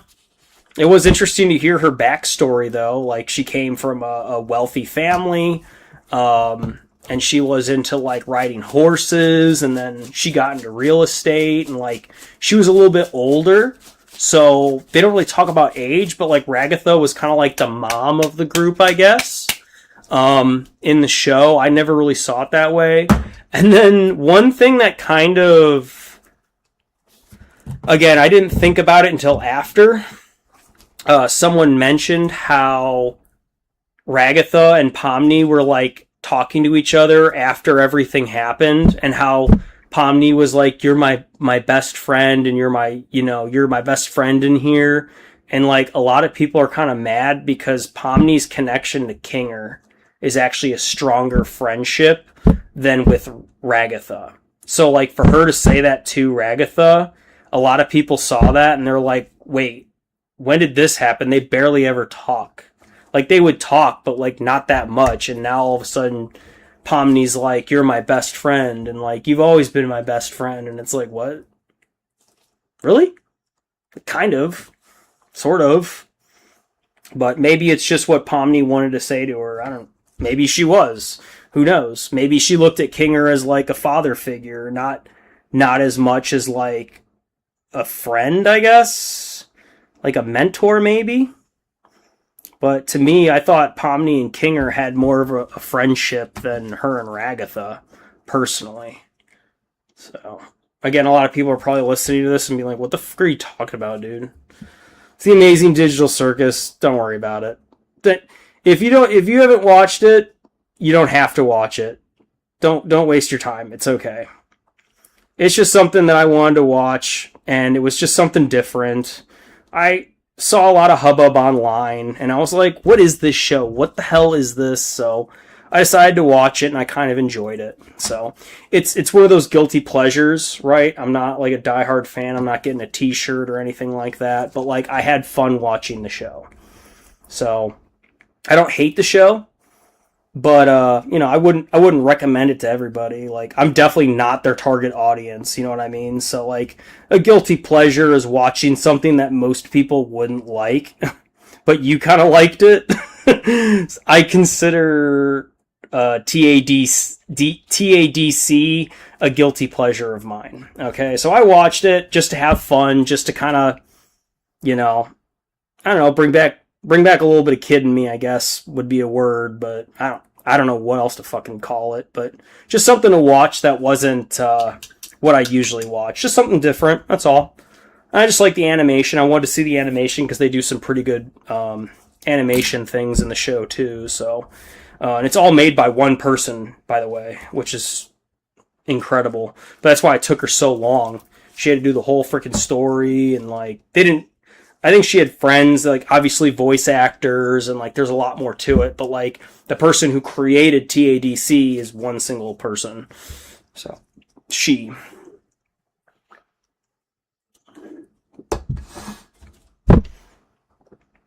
Oh man.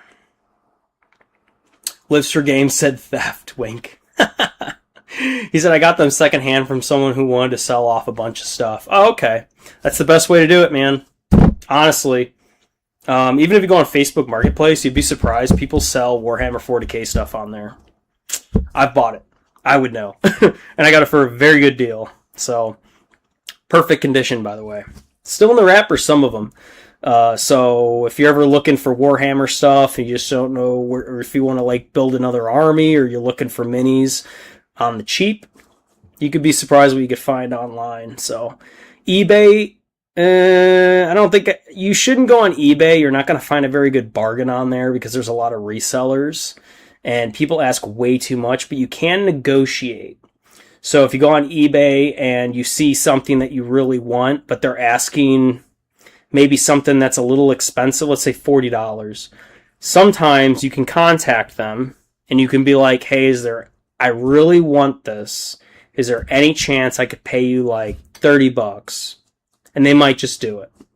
So, I've done it.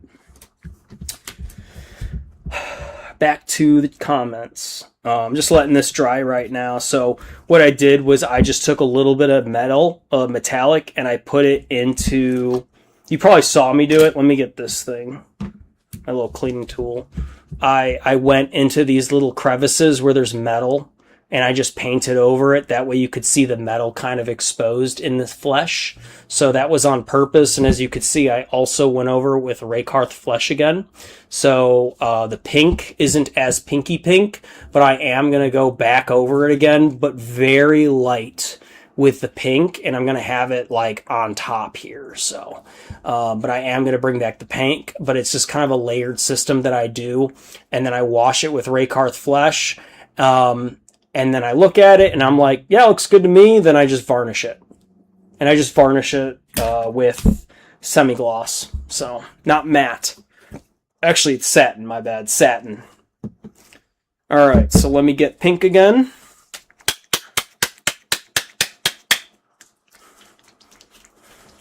Lives for Games said they had steep discounts on a lot of models. Oh, nice, dude. There you go. Yeah. Get it. That's awesome. And Lives for Games said they also wanted to get rid of them in particular because they got nerfed. They cost 10 points more. Really? They're going to drop them because of point cost? Wow. I'll tell you, Lives for Games, people who sell their stuff because of point drops or point ads is like the dumbest thing ever. Don't do it. Because it'll change. It can change. They go up, they go down. Sometimes, like Abaddon, he's going down. Maybe because they want to bring in Perturabo. You know, like they want to bring in the Lord of Iron. So, yeah, points are going to change on models, and people who sell their models because points change is, to me, hilarious. Alright, so now I'm just going over the flesh again. This time, I have a watered-down pink horror. So it's very wet. It's very thin. It's like, you know, the whole 2 thin coats thing. This is a 1 thin coat. So just a little bit of pink, a little bit of water on the tip, and I just kind of do the thing. It's kind of, you know what I'm saying? Let me dry that up. Get some more water on it.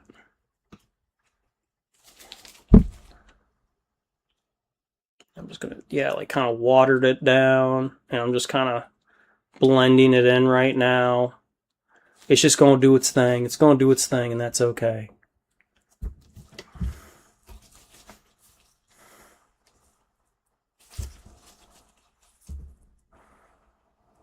Just water it down some more. So if it kind of builds up a little bit, it's okay. I'll just literally take a wet paintbrush and I just go over it and it'll just thin it out. See that? So It's looking a lot better. Again, the skin tone that I'm going for is not everybody's skin tone. So some people like it different. This is the way that I like it. Okay, so a little bit more pink. I could even put some like Magos purple in there, Leviathan contrast if I really wanted to. I don't think it's really necessary. Yeah, a little bit more pink on this. And then I go over it with a nice wash. So this is already a wet brush. And I'm just going to go over it again with some more. A little bit more pink, actually. It didn't really quite take it. There we go. That's better. And then back to comments.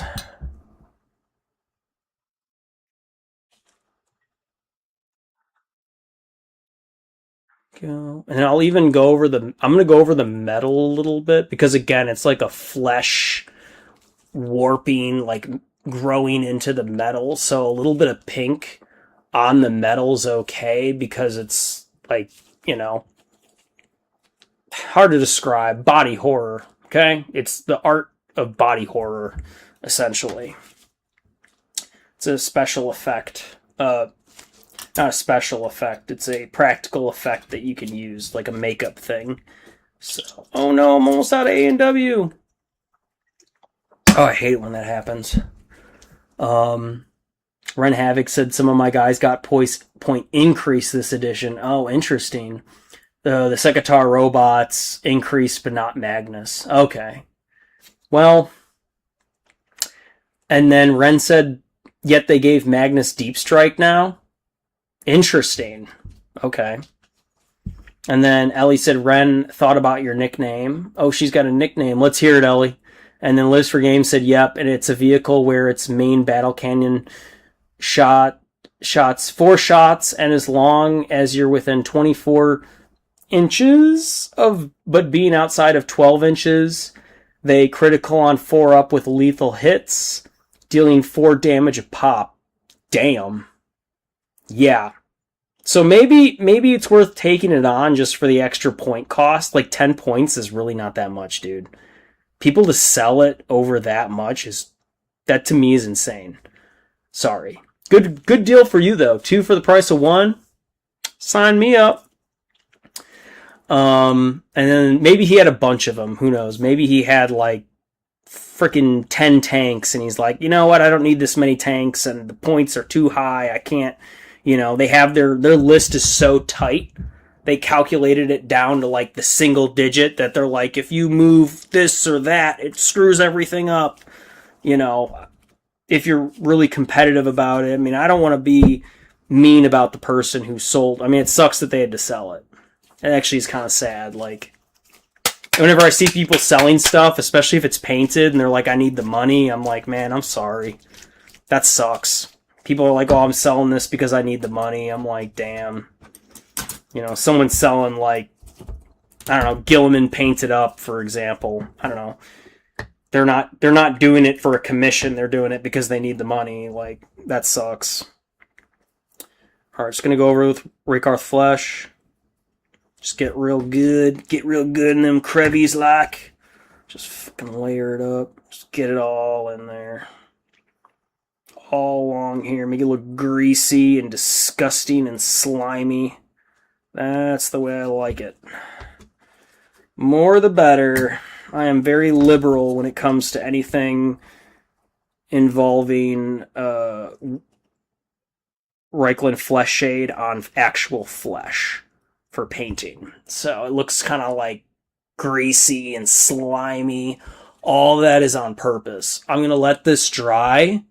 And then it might be ready to varnish. Might be. I'm going to have to compare it against the skin of its brother. Well, I guess the body, which is over on the table. I'll just do a quick comparison, and if I'm like, yeah, it looks good, then I'll varnish it up and call that part done. So, there you go. You can kind of see it. If I really wanted to, I could even take some blood for the blood god, and I could technically like dot it in there to make it look like it's like bleeding, you know, if I really wanted to. So that's another thing I could do if I really wanted to, but I'm just going to kind of let this dry for a minute, and I'll come back to it. Let's look at comments. You guys hear me okay? See me okay? Everything's okay? Nothing's glitching out right now, I hope. Give my hands some breathing room.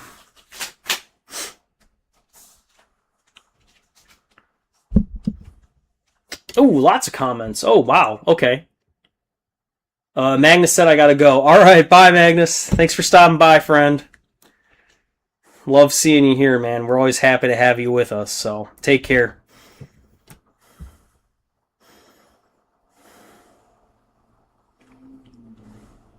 And then Lives for Game said, not to mention that for 1 CP you can give all of its guns sustained hits to with the right detachment.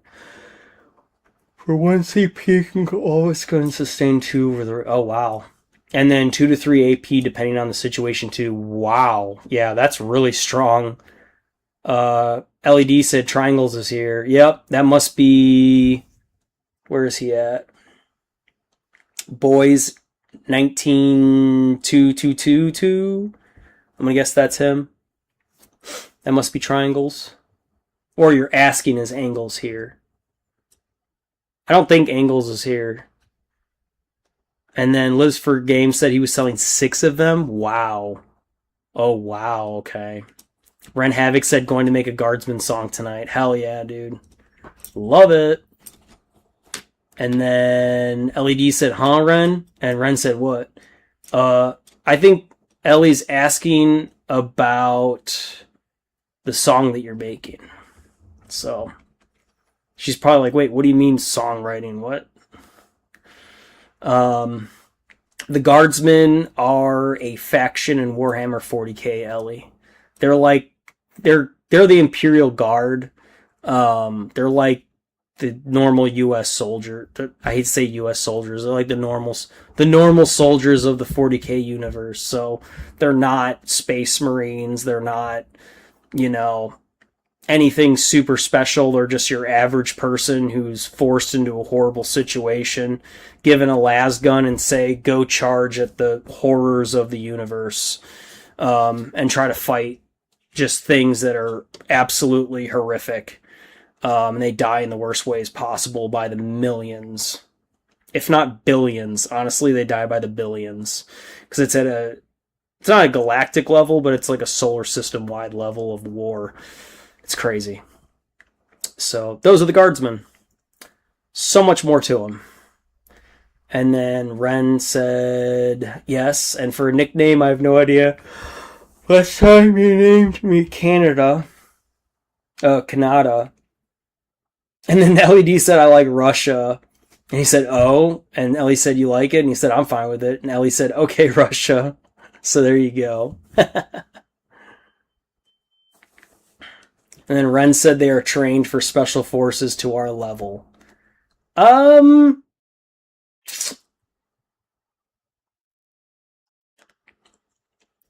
Guardsmen are trained very hard. I don't think they're as well trained, but they're definitely like mentally physically they definitely go through something that's equivalent to special forces training. They get absolutely just destroyed and drilled almost to death. And then as soon as they're done, there's not much of a graduation. You know what I mean? There's not like you're going home to see your family. No. You get shipped off and you're at war for the rest of your life or until you're hurt really bad. You know what I mean? So like most guardsmen, they're trained pretty well, but like they're not given the best equipment, compared to like a Kasserkin. A Kasserkin, I would say, are like more elite.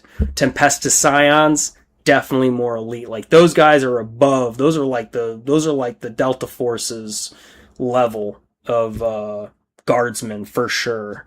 But there are levels to it, and I think the guardsmen of 40k are definitely put through like the roughest, brutalest training you could imagine for a soldier to go through, because they're literally taking a civilian who could just be, who knows, 16-year-old kid, for example, or it could be a 40-year-old man who's like done, machinery work his whole life, and they're like, you're going to be recruited into the guard, the tithe has come, and you're going to go serve, and you have to literally say goodbye to your family, and you'll never see them again. Yeah. And they go through really tough training, like running and like humping meaning like hiking with heavy packs. And like they get pushed to their absolute limit. And if you don't make it, you're probably going to die. But there are some who make it through and they're still cowards. Like even if you make it through the Imperial Guard training, which I think every planet might be different too. Some, like Cadians, are like the highest level of guardsmen. You know what I'm saying? Like they're literally from birth. You're a soldier. There is no tithe because we are the tithe. But obviously Cadia broke and Cadia's gone, but the Cadian troopers are still out there. So, instead of going back to the War for Armageddon, I would love to see what do we do with the Cadians. After Abaddon did his 13th Black Crusade, they split the planet. They created the Cicatrix Maledictum, which is the scar across the entire galaxy. Where do the Cadians go? Right? Like, their planet's gone, unfortunately. The planet broke before the Guard did. That's true. And then people who say Cadia stands, unfortunately it doesn't stand, but it stands within its people. So I would like to see if they're like, you're going to go to a new planet now. Like you're on this planet. That'd be kind of cool.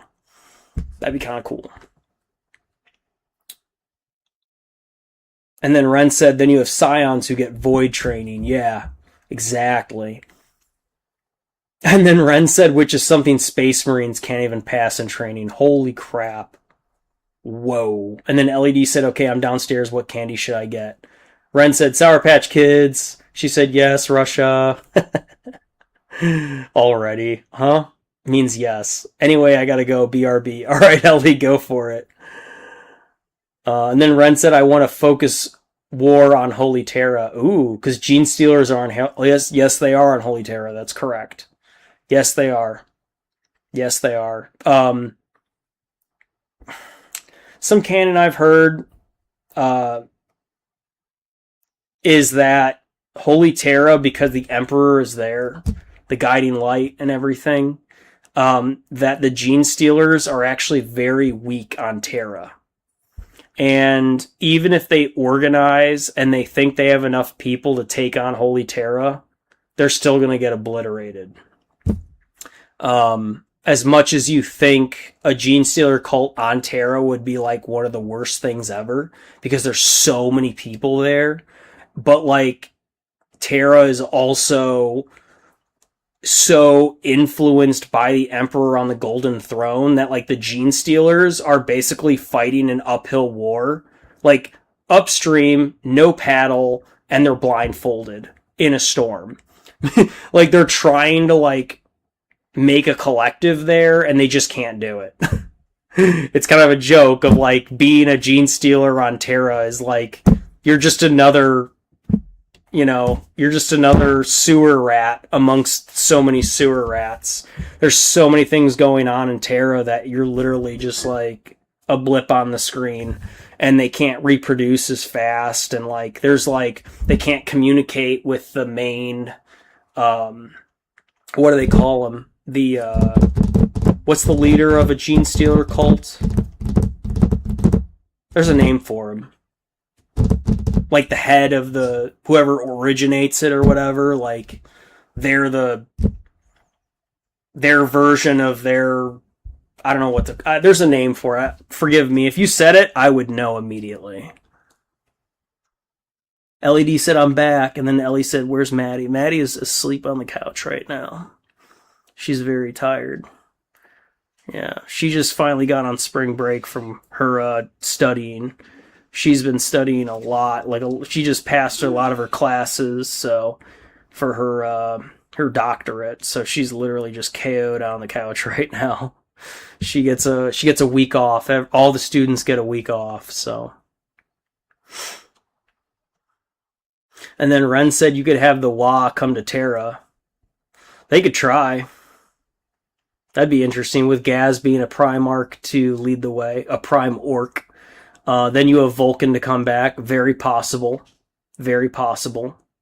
That would be neat. Gilliman would have to actually do something in the setting. The Lion would actually have to do something in the setting. That'd be nice if they worked together. Like, Terra has so many enemies on all fronts. Like, not even just Terra, but the Imperium of Man. Like, not just everywhere within the galaxy, but like also they have so many enemies within. Like, I don't know how mankind is going to come out on top. We got Necrons that are waking up or already are up.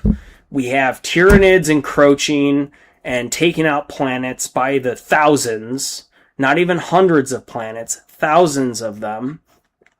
And like, even Ultramar could barely beat them back. They won, but like at a almost complete loss.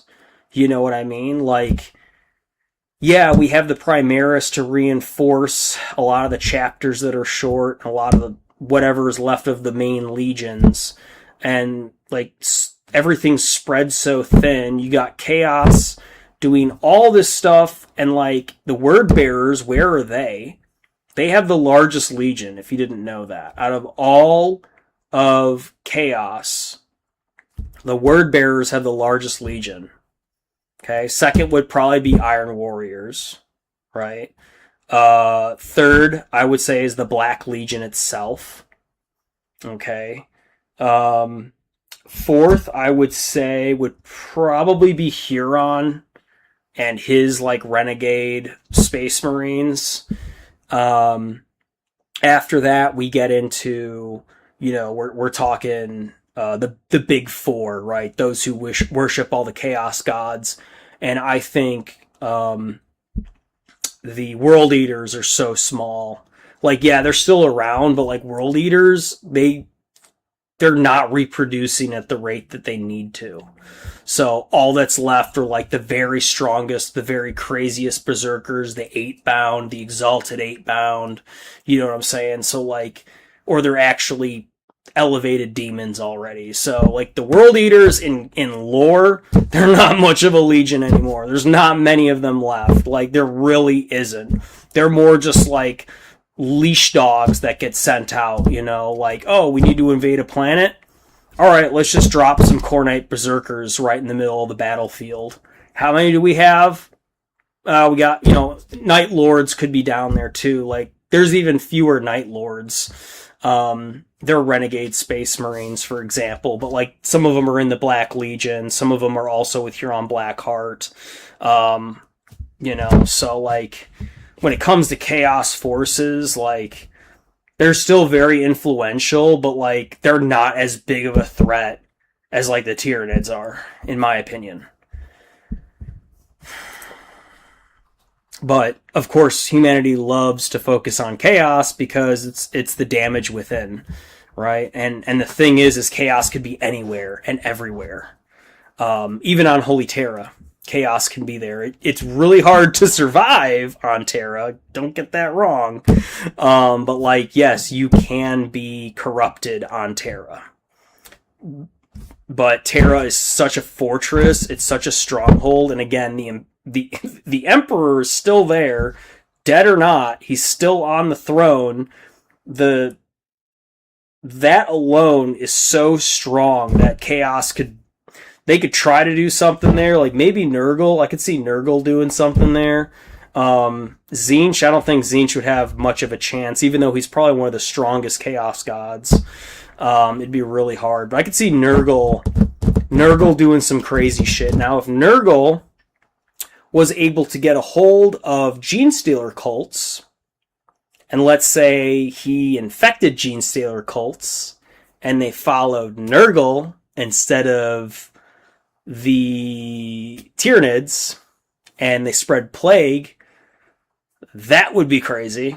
That would be something on Terra. That would be interesting, right? So, like, they're a little bit stronger. Yeah, they're, like, pus-filled and sick and disgusting, but, like, they're able to last longer on Terra, because normally in Terra they would probably just be killed off by gangers or something, you know, or the what do they call them? Like, what's the police force? Adeptus Arbites. I feel like the Adeptus Arbites or Arbites, however you say it, on Terra are like really strong. Think Judge Dredd on steroids, basically. All of them are Judge Dredd. So, you know, it'd be really hard to do anything on Terra. Alright, I'm going to get some Screaming Skull, and I'm going to go over this bone part, and then I'm going to wash it in some Recklin Fleshade. Let me see if I have it here. Do I have Screaming Skull here? There's Wraithbone. Oops.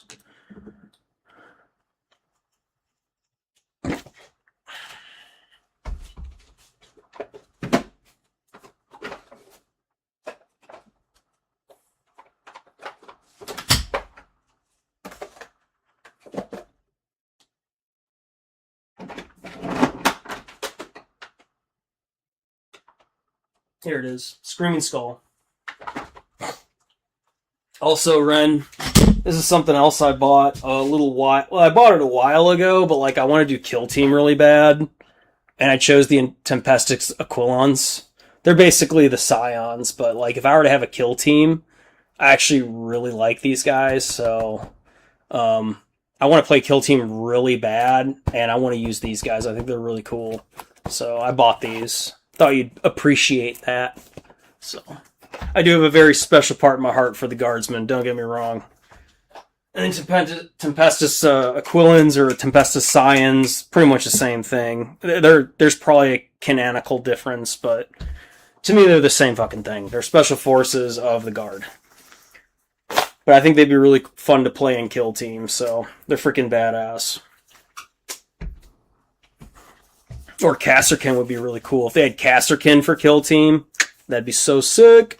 Like, I want to have my Tempestus Aquilons go up against the Red Terror and see what happens. You know what I'm saying? Like, that'd be kind of fun.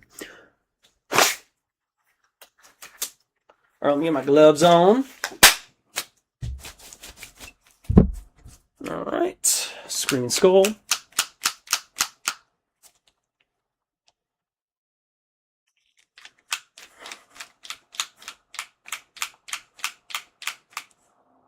LED said, what are y'all talking about? Oh, it's all Warhammer 40k stuff, Ellie. Don't worry about it. It's all nerd shit. Don't worry about it. Silly girl. Warhammer's for boys.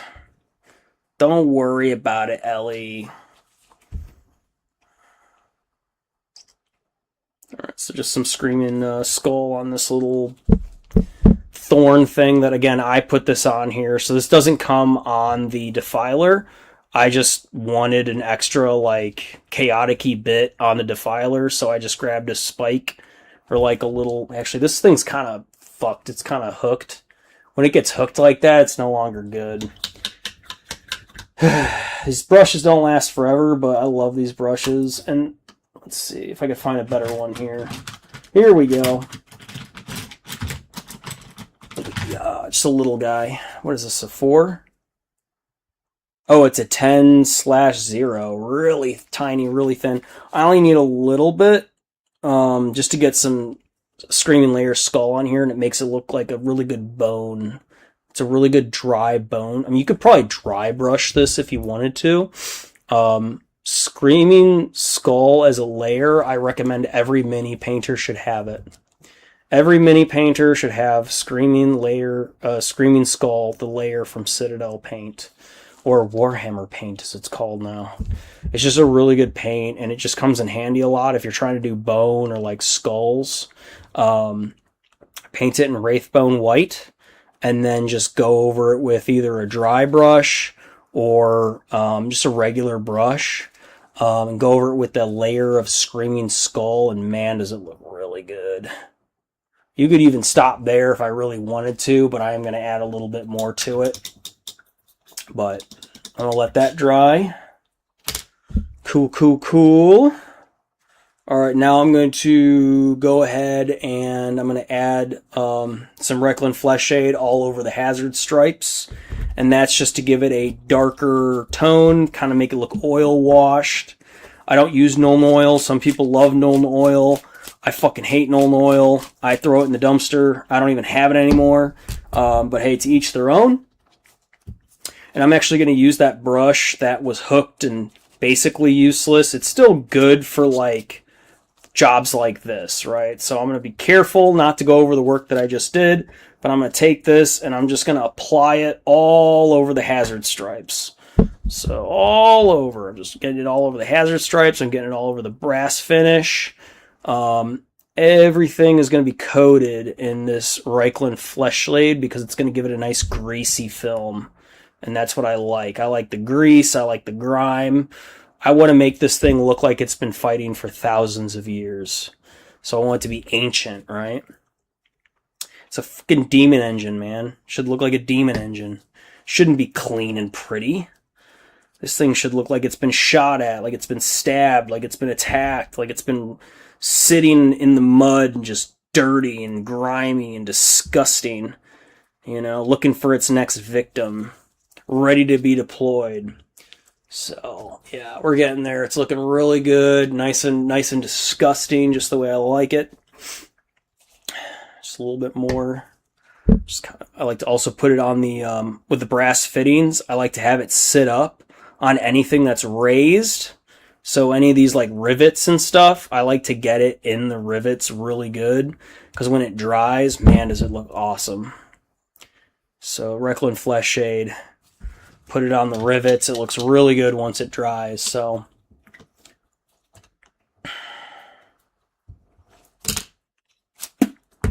okay.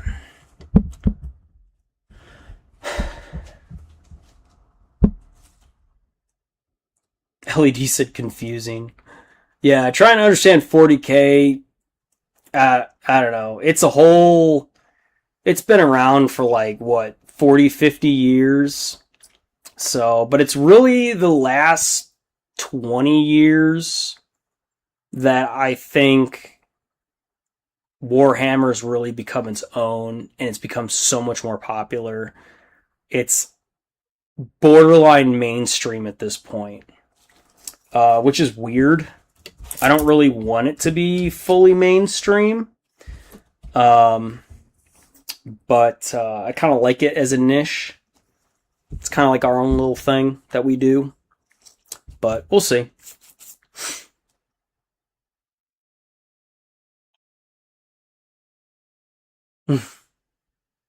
Derelict said, hey dude, waiting for a pizza, then heading home to chill. Alright, sounds good, Derelictor. Ren said, Ellie said, Ren, he said yes. She said, why is it called 40K? And then Ren said, because it's the time it takes place 40,999 years into the future, or something like that. That's correct. Yep. The 40K, so like we're in the 2000s, right? Imagine the year 40,000. Humanity has faced many challenges, and besides the Men of Iron, right now, humanity is in really bad, dire straits. Some would say even the Horus Heresy was the worst time for humanity as well, and I would say, yeah, you're right. And then some would say, well, what about the war with the beast? That was really bad too. Yeah, but humanity survived. Now it's different, because humanity was on top. Even after the Horus Heresy, we were still divided. And we still lost a lot, and so much was gone because of the Horus Heresy. That's a whole nother thing, completely on its own. There's literally an entire game called the Horus Heresy. That's all 30K stuff. So that happened in the year 30,000 and above, till 40,000, right? Horus Heresy, I think, canonically was only like 3 years. It didn't last very long, okay? So from the start, not like the inception of like, we're going to, you know, cause Horus to become crazy. No, it's like when Horus declared war on the Emperor, everything went crazy. Everything on the Civil War on Mars, everything that happened there, it only took about 3 years. I would beg, that's probably wrong, but I think it's like a very short period of time. Maybe it was like 10 years. Very short window. But even after that, when all the bad guys went into the Great Rift, they disappeared into the Eye of Terror to hide away from the Loyalists during the Great Purge. It's been 10,000 years since then, and humanity is once again in dire straits, and they're at war all over the place. Within, everywhere, on all the fringes, the worlds are being destroyed constantly by chaos or by orcs or by the Necron that are waking up and they're taking back their planets and kicking all the humans out or whoever's there. The Eldar are not really... Eldar don't really count. The Tau are very strong, but like they're in their own little pocket, and they're kind of doing their own thing. But like in a couple thousand years, I think the Tau we might be in trouble as humanity. So like they're kind of like keeping their eye on the Tau as well. They're kind of like the Halo. I don't know if you follow sci-fi or anything, but they're like a collective of alien species that are very high tech, and they're trying to establish themselves as their own faction in the universe. But the Tyranids are the greatest threat, in my opinion, in the 40k setting. Tyranids are the greatest threat to humanity. Some would argue humanity is its own greatest threat. So that's very true as well. So you could even argue the Imperium of Man's worst enemy is the Imperium of Man. And then next you could say the worst danger of the Imperium of Man is probably the Tyranids. You know. Next would, I guess, be Chaos, then the Necrons, which are really... I mean, the Necrons might be worse than the Chaos. But even Chaos is fighting the Necrons, by the way. They don't always win, too. So, but, yeah. There you go. And then the Orc are very strong as well and terrifying, and they're going back to Armageddon, which is Gazkul. He is the main Orc war boss of Armageddon. They fought multiple times on that planet. It's literally called Armageddon, but 11th edition launched, and it's the Armageddon box, and I'm like, why are we going back to Armageddon? But it is cool to see Commissar Yarrick come out. So he's still alive, which is really cool. Old Baelai. So it's cool to see him in the flesh. That's really fun. To see on the tabletop is really cool too. So an updated mini. Caiaphas Cain, he got a model as well with his buddy. They don't look very good. I hate those models personally. They look like ratlings if you ask me. But I am a Caiaphas Cain fan, so... but it just sucks that that's what his model looks like. They could have done such a better job. They really could have. They did him dirty, in my opinion. They did my boy dirty. Let me get the Defiler. I want to compare the flesh. Let's see. So again, it's kind of like pink, you know what I'm saying? As you can see. So let me take my little arm. Boop. Oh, it's actually pretty close. Yeah, see? It's actually pretty close. There you go. See? I think it's good to varnish. I think I'll go ahead and varnish that. I think it's ready. Yeah, I feel pretty good about the pink. That skin tone on the Defiler. Yeah, I'm just gonna go ahead and varnish that. Call it good on that. And then I gotta finish the bone spike, and then I'm just gonna varnish all the metal as well. So some people don't like that. They say, why do you varnish in panels? Why don't you varnish the whole thing at the end? I don't know. I work different. Everyone's different, right? So you do you, I do me. Whatever. So let me just go ahead and shake this up. It kind of settled on the bottom, like that thick white. It should be all clear. So you do still have to shake up your varnish, by the way, if you didn't know. You're supposed to. Ellie said I got a new spider. So that's really fun. You know, let me just go to chat, and I'm just going to go all the way up to the front of chat.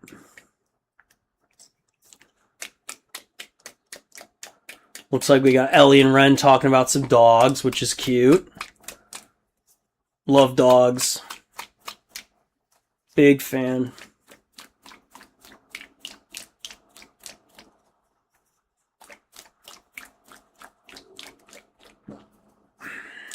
And we're at 10:12. All right, so we're 2 hours and 12 minutes into this. If you're really liking this, please thumbs up. As always, supports me, and I like to see it, and it gets good to get engagement from people. So if you're enjoying this, thank you very much. I really appreciate you if you've stuck out this long. I'm going to go ahead and put this in the recycling. Get it off the table.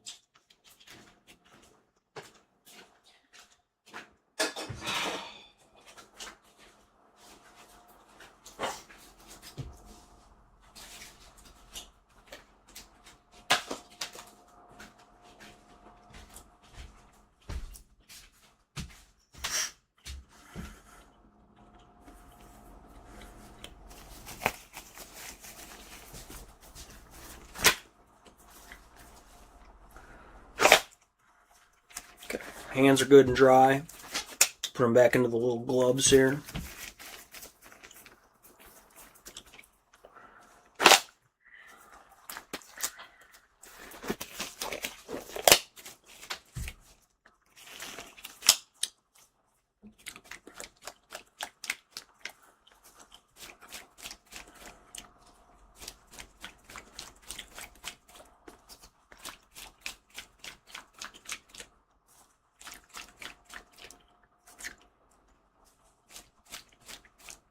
Oh, Ren said you can add a few other colors to the skin too. He said Kislev Flesh and Flayed One Flesh. I don't have those yet. Okay, good to go. Thanks for telling me about that, Ren. I do not have those. All I have is Rakarth and Pallid Witch Flesh, so I'll look into those. I appreciate... Oh, and Pink Horror, technically. So I love me some Pink Horror. Yeah, if I wanted to add a little bit more, that'd be, I mean, I like it like this. Like, I'm very happy with that. Personally. Everyone's different, right? I think it looks really good, so I'll go ahead and varnish her up. I technically have a varnish brush. I mean, just a flat, just an old brush. It still works. I just get it wet, like moist kind of. Make sure the bristles still flow. Yeah, it's good. And I just fucking... put it on here. Go. And do the deed. Right on in there. All up in there. Back and forth in the little bits. Just protect it really good. So, there you go. I usually do 2 coats of this. It looks like a lot of varnish, but it's really, really not. It's really not a lot of varnish on here. It's just because I wet the brush down, so it's kind of like a thin varnish. It still protects it. It still coats it, but I usually do like just 2 coats of varnish and that's it. I'm going to let that dry.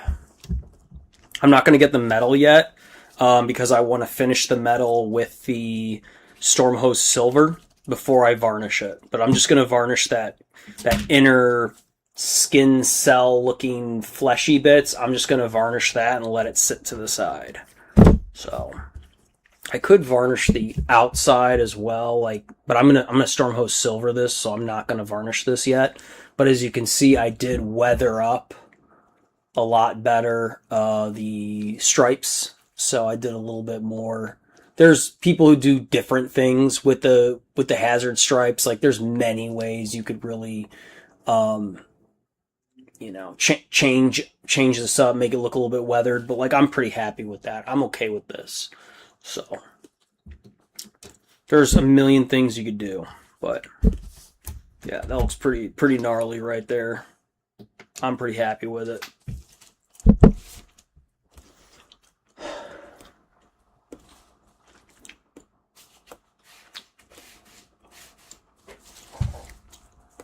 It looks like the chat is dying down, which is sad. That means everybody clicked off. So, people are probably going to sleep. It's 10:16. It is a Friday night. People are probably out, so, I understand that. Or, no, today's Wednesday.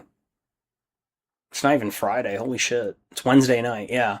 So it's Wednesday. People probably got work tomorrow. Maybe people have class or school tomorrow. So not a lot of people up this late. Usually I start this at 7 p.m. CST. The only reason I started later was because we went to Mexican for dinner with some friends, so I didn't want to like go there and eat and have to come back here immediately. I wanted to kind of relax, so it's my channel. Like I said, it's usually like 7 or 8 p.m. CST is when this starts anyway, so that's fine. Yeah, Wednesday Warhammer. Thank you, Ren. Yeah, dude. You could tell I'm fried. Yeah, I don't know why I thought it was Friday. I'm like, is today Friday? For some reason, I thought today was Friday. Don't know why. That's funny. Even though it's Warhammer Wednesday. Duh. Should have had a V8.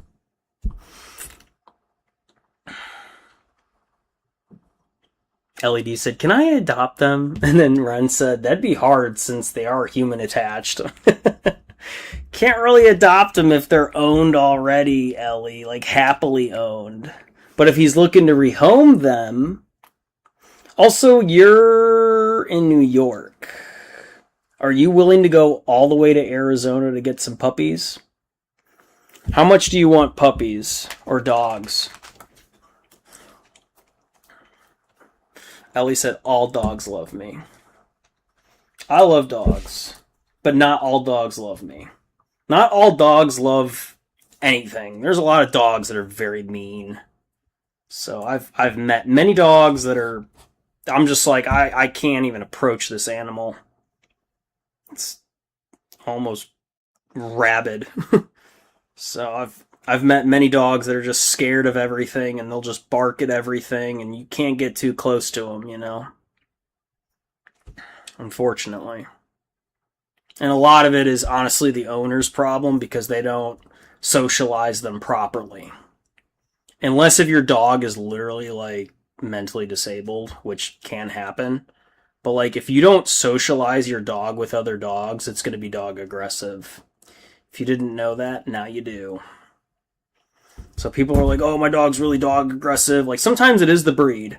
Sometimes it is also the generation of dog. So if you didn't know, when it comes to dog breeding, the first and second generation, I think even the third generation of dogs, when they're bred, so let's say there's the father and the mother, right? They have the puppies, and let's say you want to, breed them and sell them, right? The first, second, and often sometimes even the third generation are naturally going to be more aggressive than any generation after that. I was taught that the third generation is actually the best generation to get because they're still smart. I don't know why. Okay, so that means the mom and the dad had babies, and then after that, their babies had babies, and then after that, the babies had babies. So you don't want a first generation pick if you're going to go the breeder route, okay? There's a lot of people who just adopt dogs, or they just go to a puppy pound or a puppy mill or whatever it is, and they don't care. They just want a dog. They don't care what generation it is. They don't care if the dog has trauma. They have no idea about the dog. They just want a dog. So, it's stressful. It's stressful on them because sometimes they come from broken homes. They're just like people. So you got to respect your animals, man. Yeah, they're still dogs and like they're not people. They're not humans, but they do have emotions. They do have stress. They do have trauma. They can show trauma. Like there's dogs that don't like men because when they were younger as a puppy or as a dog, they were literally like hurt by men or not treated well by men. So they associate all men as bad. If you didn't know that, that is a thing. So there are people who have dogs and they're like, hey, I just want to warn you, my dog's not very good around men. They don't trust men.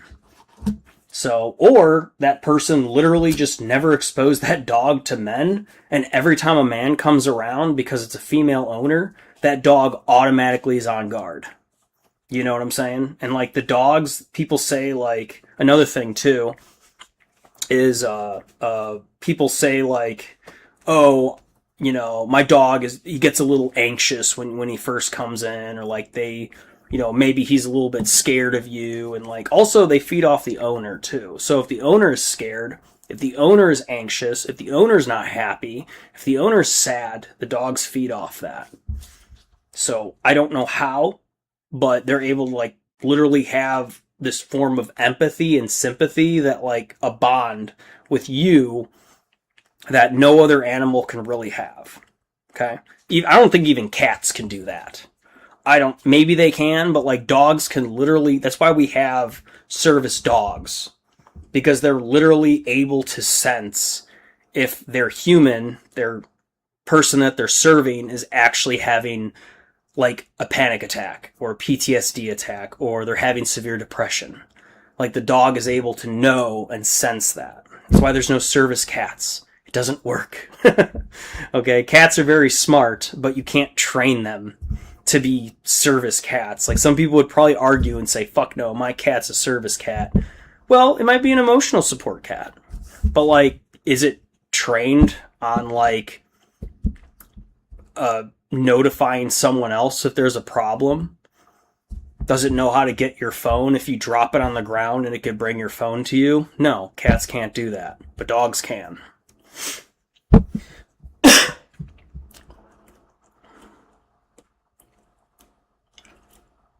Ren said, I had an American Bulldog for a year, found her abandoned and bleeding because of holes, and they'd cut and trained her. Oh man, that's terrible. Yeah, people are mean to animals. Fuck those people, man. If you're abusive to a dog, or if you're neglectful to your dog, fuck you. Yeah. If you can't take care of your animal, give it to someone who can.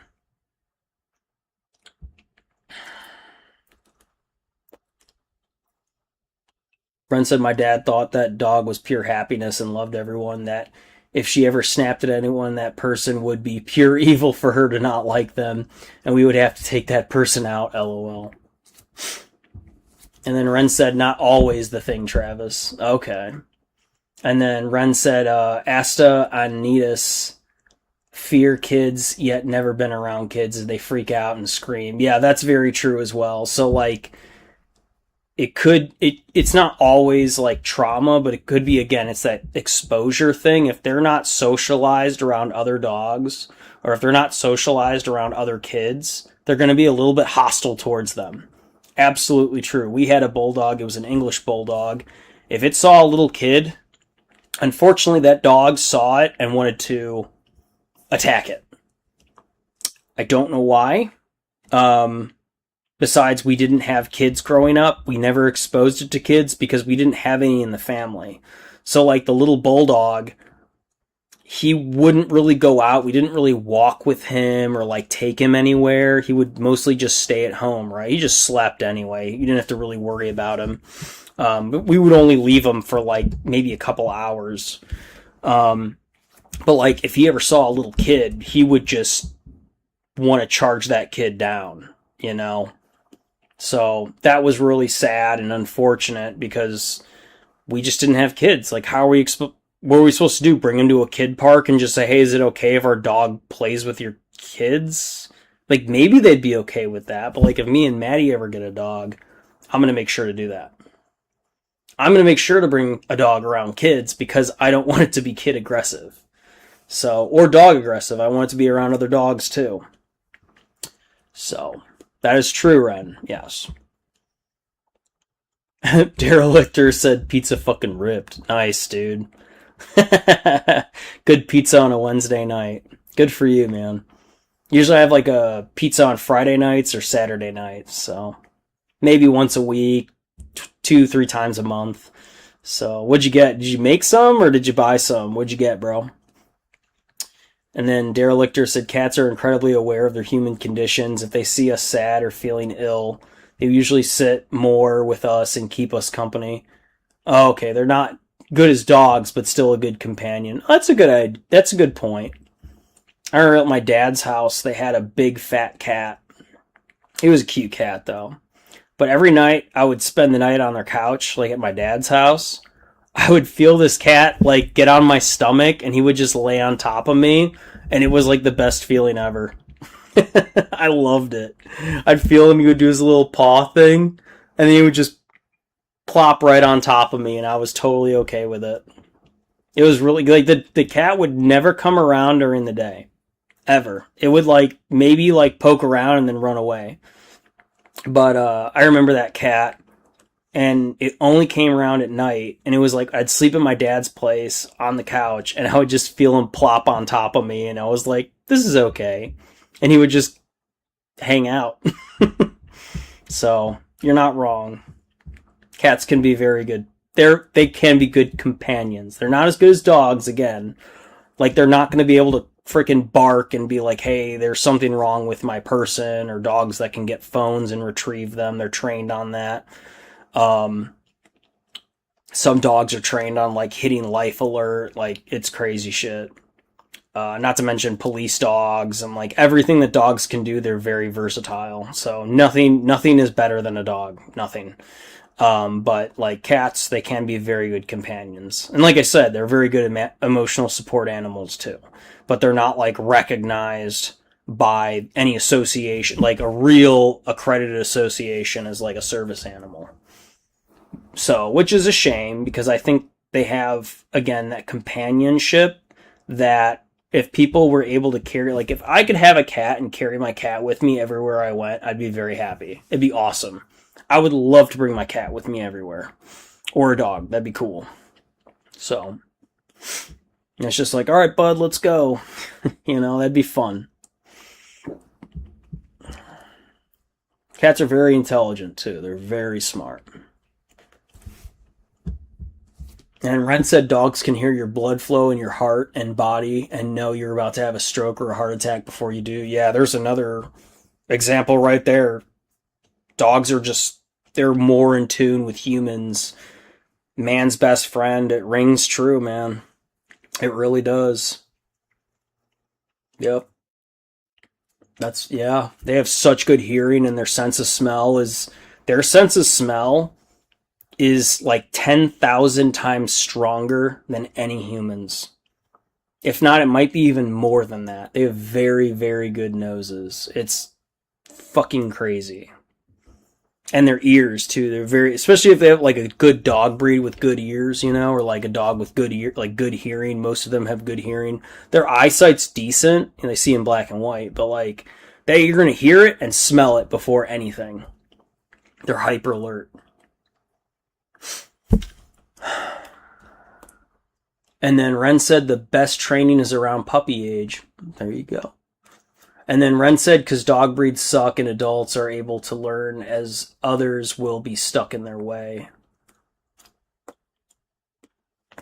And then Derelict said those are Ricky numbers. I got pepperoni, sausage, extra sausage from Domino's. There you go. Gotcha. Nice, dude. Yeah, you probably eat pizza more than I used to eat pizza a lot more, but I kind of cut it out because of carbs. So I used to eat it a little bit more, but I gotta be careful what I pack on.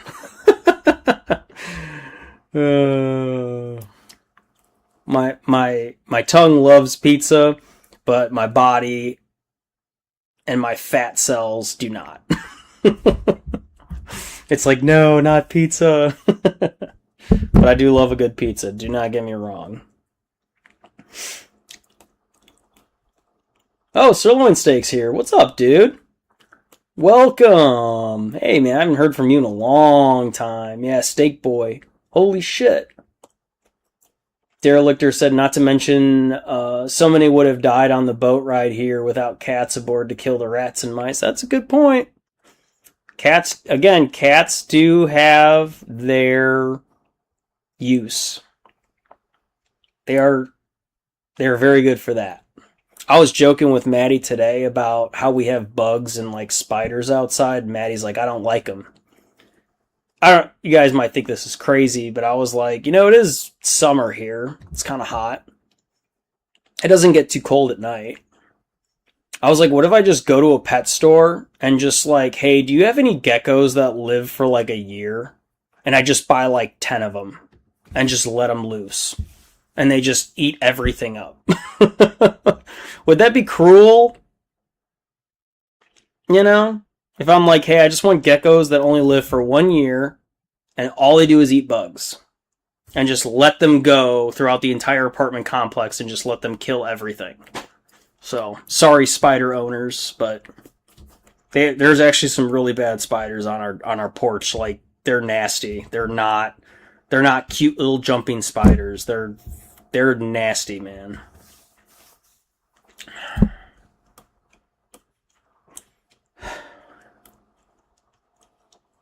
Yeah, Sirloin Steak's been busy and such, huh? Okay, gotcha. Bear Lichter said, just some cat facts. I love them cats. And then Ren said they will hunt rodents. They will eat your corpse. Talking about cats or something? And then Ren said cats will kill bugs and lizards. Yeah, that's true. But will cats kill bugs specifically? Like, it's like on windowsills, right? Like, cats can't really climb up like 5 stories. I mean, they can, but like on glass. Like, we have glass, so like there's nowhere for it to. But like a lizard, those things can just go anywhere. They can go on the wall, they can go on the, they would go all over the place. And those things will eat everything. They'll be happy little lizards, and they'll bake in the sun, and there's water they can drink all the time. They're little hunters, man. I just want to get like it's like little geckos, and just release them into our apartment complex and just let them eat everything. And then maybe they live. Maybe they make a whole colony and they just fucking breed and survive here. Like, that'd be really cool. So, something I've been thinking about. Because, like, you could spray stuff to, like, kill insects and stuff, but, like, man, they just keep coming. They're annoying. But if you get little geckos, man, there'll be no spiders around. They'll eat them all. Beetles, mosquitoes. It's like bats and swallows, too. Like, birds, they love eating bugs. So you see them flying around, they're eating bugs in the air, eating them on the ground, worms, berries, all that. Hell, they'll even eat trash, man. So, birds are little omnivores just like humans. So, but I don't want to buy birds, it's kind of expensive, and not to mention, how do you even buy can you just go buy birds? I don't know if that's no, birds are different. Birds are intelligent and, like, there's more to them than that. And they have to be able to survive the winter. But, like, a gecko, it's going to die anyway. If I buy it, let's say it's cheap. Let's say it's $5 a gecko. I get 10 geckos. That's $50. And I literally just take them. I feed them up, right? I give them water, make sure they're okay. And I just go, be free. And they just run all over the place and just kill everything. That would be great. The only thing that would worry me is people trying to hurt it, but I don't think many people would want to kill it. Like, again, it's a gecko. It's not hurting anybody. People might freak out, but,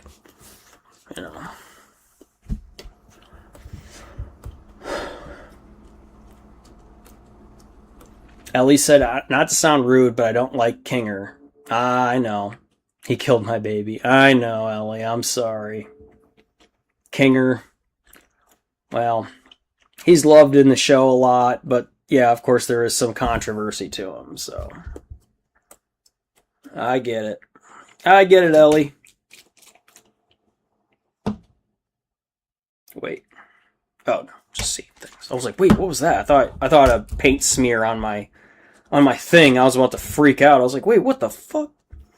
You hate it when you do that. You, like, look at your mini, and all of a sudden there's, like, a different color spot on it, and you're like, how did that get there? Oh, I was worried I put white on it, and I was like, no! I didn't. Alright, and then just Reichland flesh shade all over the bone on this little spiky bit here. Just kind of let it sit into the crevices. Not too much, just a little bit. Just get it around the edge, just get it. There we go. And then that'll be done. And then obviously varnish it, yada, yada, yada. But, like, that's done. I'm calling that part done. All that's left is, like, this spiky, crazy shit. And then these, like, little fingers. And, like, I will do some silver, Stormhost silver around the edge of the metal parts. So I do take Stormhost Silver, and I will edge highlight all along anywhere that's metal and like kind of like along the shape of it. I will use that. It looks really good, so I will be doing that later. But hey, I got a lot further on this, and I'm really happy, and I got the flesh done, so yay, success. I'll take it as a win, man. Considering I probably wasn't going to work too much on this. I've been kind of slacking. I know, guys, I'm sorry. I haven't been painting as much. I've just been outside, just kind of enjoying the weather a little bit, and I've been on my computer also gaming, so sorry if I'm not posting as many, work in progress pictures or anything like that, or hobby showcasing stuff, or like as much, painting as I've been doing, so I do, it's just me. It's my conscious decision to just not paint too much. I have the winter to paint when the winter comes. But I do want to still get this done. So, but this is a beast of a project, and I want to do it right. So I'm not in any rush to paint it. And I have him, now that I've done that, I would tick him up to about 84% done now. So all I gotta do is this metal on this little fucking whippy thing, and that shouldn't be too hard. My plan with that is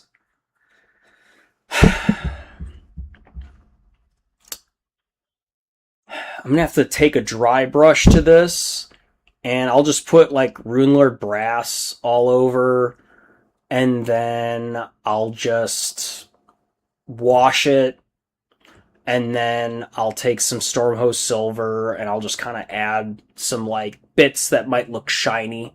Like, if it's like this, then I'll, shine this up. I'll sharpen up these edges, like this whole spine right here. I'm going to shine that up, but only on the ridges, right? I'm not going to do the whole thing, because I don't want it to be too shiny.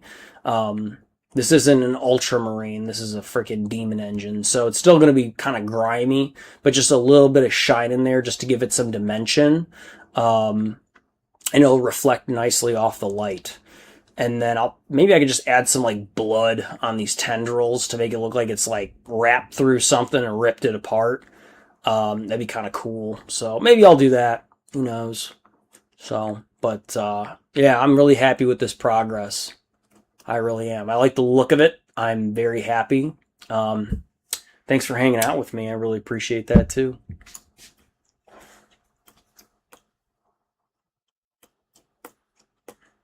All right, I'm going to take this chonker, and he could just stay right here, honestly. He'll be fine.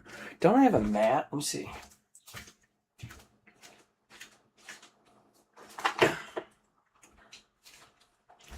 I swear, the more you work on your minis, especially the ones you really care about, the more you're just like, I don't want to break it or drop it or have anything happen to this.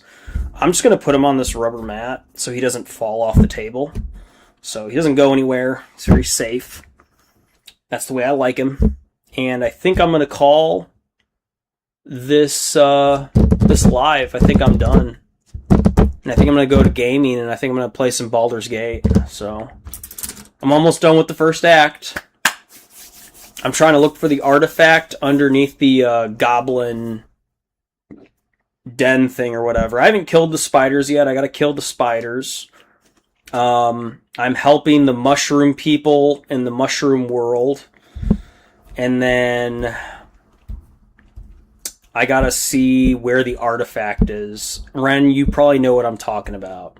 There's like an artifact somewhere, like the druid talks about how there's an artifact underneath the goblin stronghold. I've killed almost all the goblins within the thing. I haven't killed the ones outside yet. I gotta work on that. But once I kill the goblins on the outside, I'll be able to come and go as I please. I've killed most of the goblins around. All the goblins are dead inside that entire fortress. I killed every single goblin. They are all dead. But outside, where there's that big ogre and stuff, I can't deal with them yet. There's way too many. So, and then Ren said, oh, how you like fighting the Minotaurs. Wait, Minotaurs? There's Minotaurs in this game? What? I haven't seen that yet.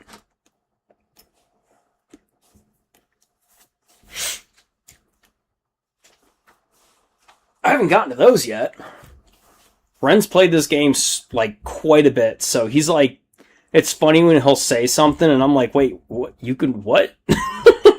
He's played so many different versions of it. No, I didn't know that there's minotaurs. What? No. I haven't fought them yet. I fought the spiders. I can't kill them because they're the big queen spider. I can't kill that thing. It's too strong. Yeah, I tried, and like every way I try to kill that spider thing, it just every single time it just gets us.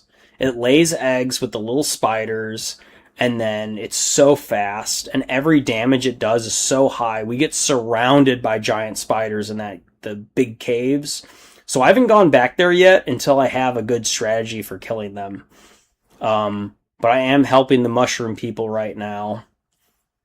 So, but they want me to go across the river and kill the little gnome guys or whatever they are. The little, you know what I'm talking about, Ren. I haven't done that yet. I'm like, whoa, I just finished helping you, and now you want me to go across the river? Like, geez Louise. Yep, the hobgoblin. Yeah. Yeah. Yeah. Like, yeah. Basically. Yeah. There's like little goblin things that Showing Steak says from Spooderman? And then Ren said, how do you get to the mushroom people and didn't fight those 2 minotaurs? Yeah, I don't know. I haven't fought any minotaurs yet.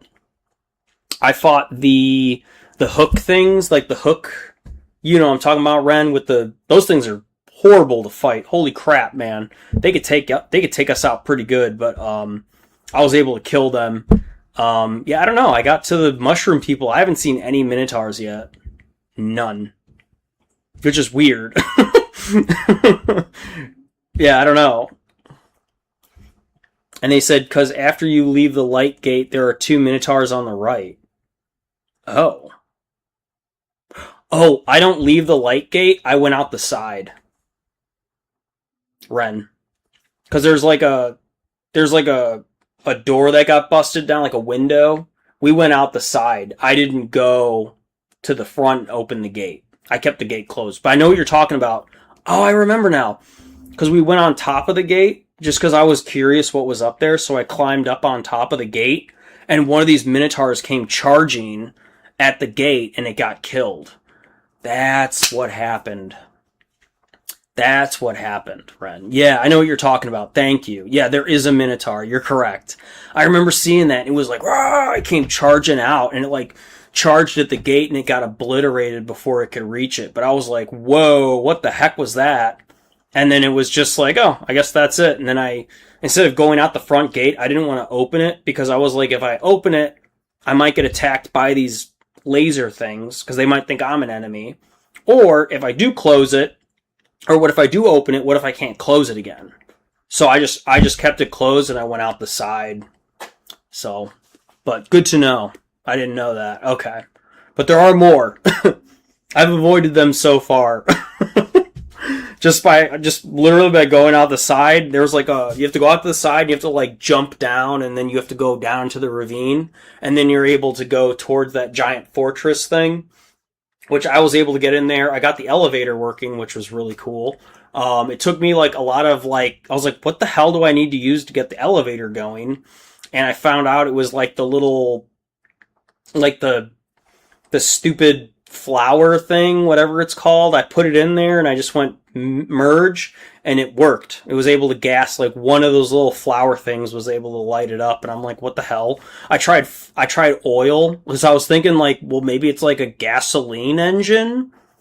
I don't know. I tried all these different mixtures. I was like, what the hell? Like there's no hints of what it is besides the blue petals outside the little power station thing. So I just started trying random stuff in my inventory, and then I was like, oh wait, I could just use the little flower thing that causes you to lose your magic, which screw those things. I put it in there and it freaking worked. And I was able to use the elevator. I went all the way up to the top. I killed all the guards up there, which was not easy the first time. They killed me the first time, but I came back and I got them. So, a lot of talking. Man, Baldur's Gate is crazy. Very fun game, but man, there's like so much to it. It's mind-blowing. And if you describe this to anybody else, they probably think you're crazy. So. Oh. Ren said, oh, Sirloin Steak 12 said you really upgraded your streaming. Thank you, my friend. Yeah, it's been a couple streams, and I've been working on it, man. So thank you very much. I appreciate it. It's good to see you back here. So, just figuring everything out, getting the software going. I got a mic over here. I got my little logo down here. So it's been nice. And I got the flag back here. So chaos. Really cool. So I've really been liking the live streams. I do it every Wednesday. I don't do it any more than that. I do a couple shorts, so if you see those, please thumbs up them. I appreciate it. Comment on them too. That helps me out a lot. So, a lot of love. And then Ren said the 2 light crystals that power the light beams, you can destroy them and walk out safely. Ah, okay, so that's the gate. Okay, yeah, because I was like, if I go down there, they might kill me. I wasn't sure, because those look to be, like, focused forward, so I just left them alone. I didn't even touch them. But that makes sense. So if you destroy the crystals, that's how you can get to the gate. Okay, good to know. Good to know. I do want to find the mage, whoever the priestess is, Ren. I want to find her. Like, where the fuck is the priestess? Is she still alive? Like, I got past her bodyguard, which was a giant ogre, a female ogre, and I got past her by intimidation, by the way.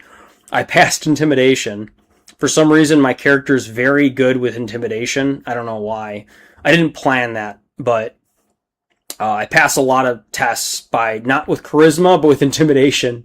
So, and then luckily the ogres are pretty dumb.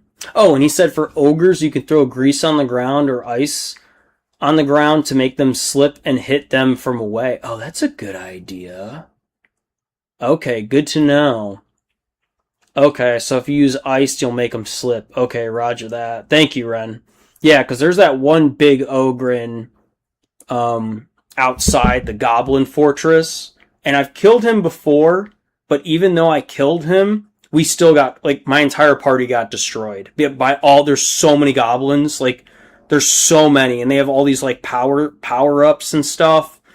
Like, they demolished my guys, so, when I'm ready to go back and to kill them all, because I'm trying to figure out how do I get rid of that ogre, right? Like that giant ogre. But if I make him slip on something, that's a good idea. That's a really good idea. I'll use that, man. I've also been putting, one of my tactics is I take the smoke powder barrels. You know what I'm talking about? And while I'm still friends with them, right before I choose to attack, I have one guy just go and place them in like a little box. And then I go all the way back here, right? And then I shoot one arrow at them. And then they go into engagement range and they start getting closer. And I go, all right, wait for it. They get into the box of death. And then I have Gale just shoot one flaming arrow, or he does a fireball right at those, and it just kills everybody. That's my favorite way to take them out.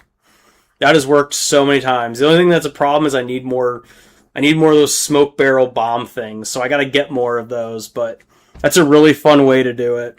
So if I know that I'm going up against like a lot of monsters or a lot of like really strong enemies, I literally just go in there as best as I can, or sneak into it, and I place the barrels, and then I sneak back, and then I just start engagement. They come into the kill zone, and I just set the trap, and then there's like hardly anyone left over after that because we could take them out. So that's been very effective And it's very fun and satisfying. Oh,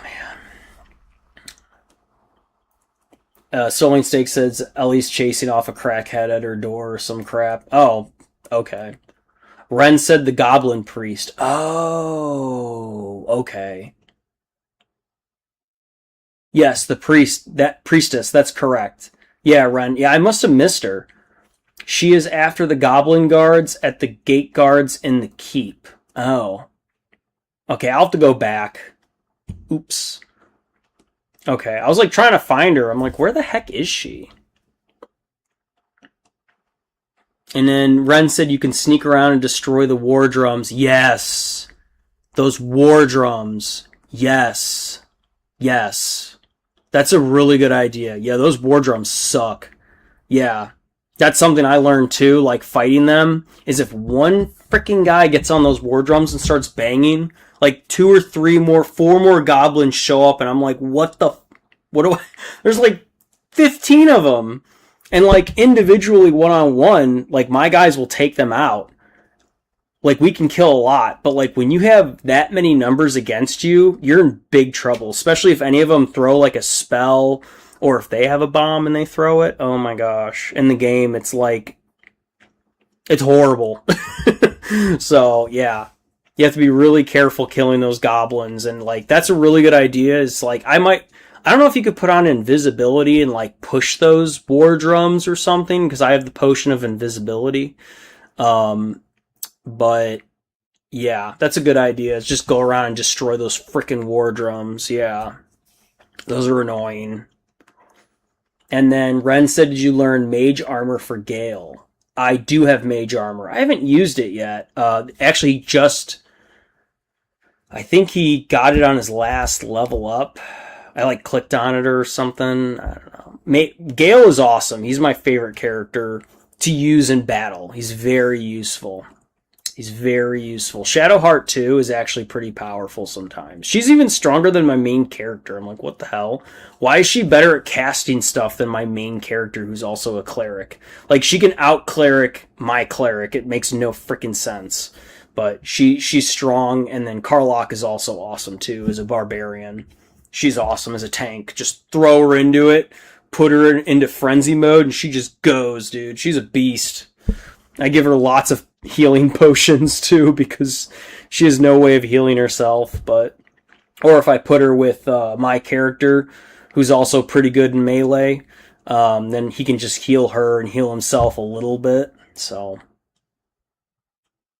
okay. Ren says you want to cast mage armor on him. Okay, good to know. Thank you for that. Okay, I didn't know. I saw that and I was like, what is mage armor? Then he said also he's wearing light armor clothing. It will give him bonus armor. Yes. He's not wearing any armor right now. Gale is just wearing what he came with. So whatever he was wearing before when he first met me, that's all he's wearing. Okay. And he said it will last you to your next... Oh, wow. Mage armor? Oh. Okay, good to know. Thank you. I should have looked at that more. Oh, last until long rest? Dang. That's what's up. Good to know, bro. Thank you. Thank you. Okay. Thank you, Ren. That's really helpful, because at least he'll have something, because Gale's also susceptible to being hurt because he has no armor on. So, yeah, that's a problem I run across a lot. I'll give him, like, Shield of Faith or whatever, which kind of helps. And he does have a charm. I gave him a charm that helps him with luck. So if anybody tries to attack him, they'll like miss him a lot more, which is actually, it works. But yeah, I'll make sure to put that mage armor on. Okay, good to go. Okay, Ren, good to know. If a goblin hunter summons a warg, you don't need to fight the warg, just kill a goblin. Okay, good to know. Oh, and the summon will go away. Okay, thank you. I know what you're talking about. Yeah, the warg. Yeah, they're pretty strong. Okay, so if you kill the goblin hunter, then he'll like cut the head off the snake and it runs away. Good to know. Okay. Yeah, because I look at the strongest things and I try to take them out first. That's what I do. I look at the strongest things because I'm like, if that thing gets close to me, it's going to like kill 2 or 3 of my characters if it gets close to me. So I just take that out right away. If there's a boss, I throw everything into that, unless if like one of my characters is in a lot of trouble, then I'll throw like a little bit of, you know, they can attack that. But I'm like, kill the biggest, nastiest thing in the room, because if it gets close to you, or if it uses one freaking spell on you, like a really strong spell, it could like wipe out your whole team. You know? So, yes, I did, Ren. Yep. Yeah, I talked to Withers and I was able to fix their attributes, yes. So thank you for that too. Yeah, Withers is pretty helpful. He's good to have. Good to have around. Funny.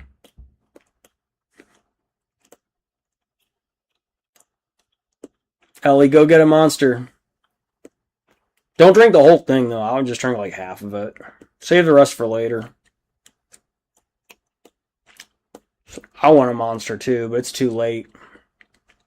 Speaking of late, it's almost 11 o'clock here. So that means I've been live for 3 hours. But it's been a 3 good hours, guys. My camera hasn't messed up. My audio's still going. This is how it's supposed to be.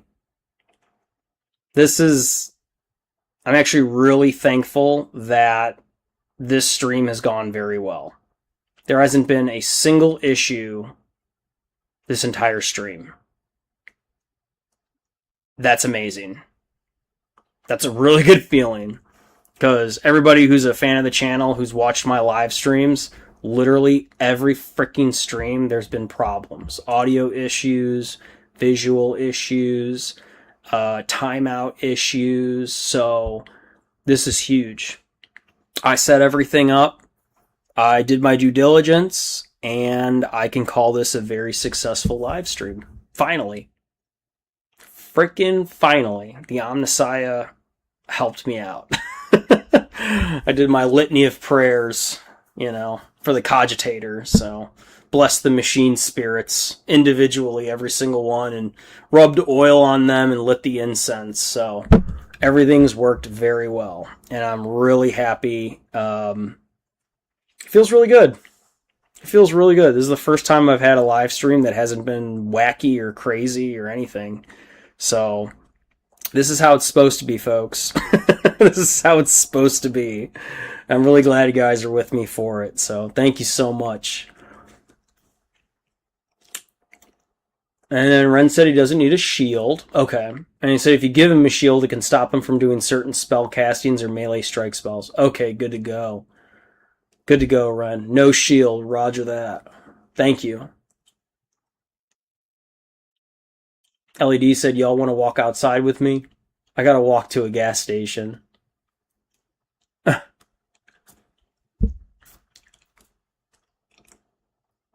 You want a monster that bad, Sirloin says? Yeah, I don't know. I don't know if you want to go that, Ellie. That's a little crazy. I'm sorry. Oh, Ellie got, she accidentally stepped on a needle.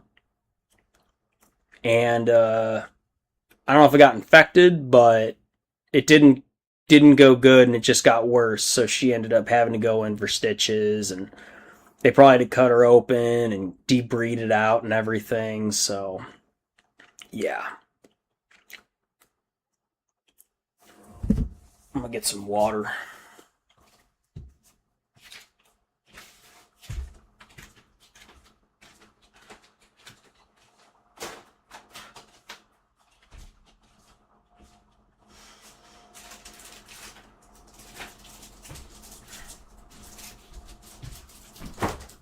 Heaven, I got water. Stay hydrated, folks. Stay thirsty, my friends. I also want a Kit Kat, too. Ren said, did you save the people from the burning house? Yes, I did. I did, Ren. Yeah, I saved them, and then they said that they were going to go help the general or something, who's Will's father, by the way. But I have to leave towards Boulder's Gate to go find the general. So I have to leave the first setting to go. So I don't know if are we allowed to go back, by the way? I don't think we're allowed to go back, are we? Ren, if I leave Act 1, can I go back? Yeah, the Duke. Thank you, Ren. Yep. He's like a general, but he's also the Duke. Yeah.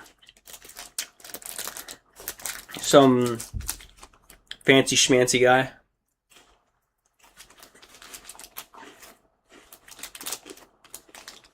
Sirloin steak, it's in a video game, bro. Oh, you can't? Okay, good to know. That sucks. Because I remember when I was going to go leave, because there's a couple ways to leave, right? And, frickin', it said make sure, like, are you sure you want to leave? Because if you leave, you can't finish any business that you have. So I was like, okay. I wasn't sure, like, if I leave and if I can come back or not. But thank you. Well, that sucks, but is what it is, right? It's not like Diablo. Diablo, you could go all over. Diablo, you can go forward, back. You can go forward into the setting. You can go backwards if you really want to. So, yeah. Well, at least the original Diablo 1, Diablo 2.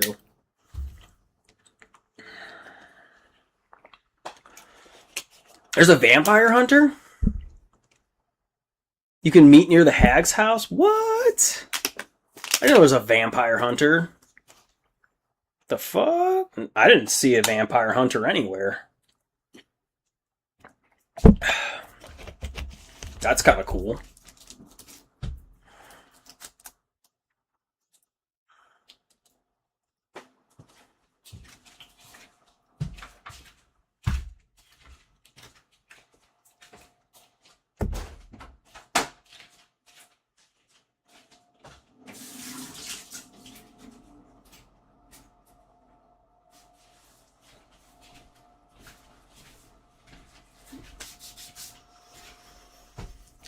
Alright, I'll stay live just because of Ellie, and I want her to make it home safe. So we're not killing this until she gets home. But until then, the live is staying open. Because Ellie's crazy, and she wants a monster really bad. And I want to make sure that she makes it home. Because if something bad happens, then we can freaking, I don't know, call the cops or something and be like, hey, LED needs help.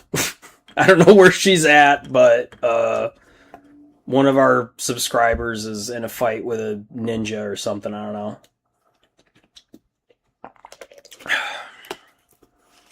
Or fighting a crackhead. A ninja crackhead. The worst.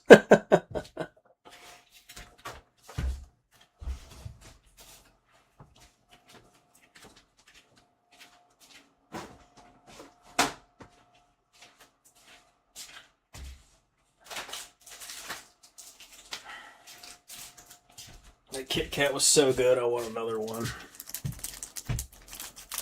Ren said, Ellie, you got a knife or a gun? Sirloin steak? What the fuck do I need an Ubisoft account to play Uno?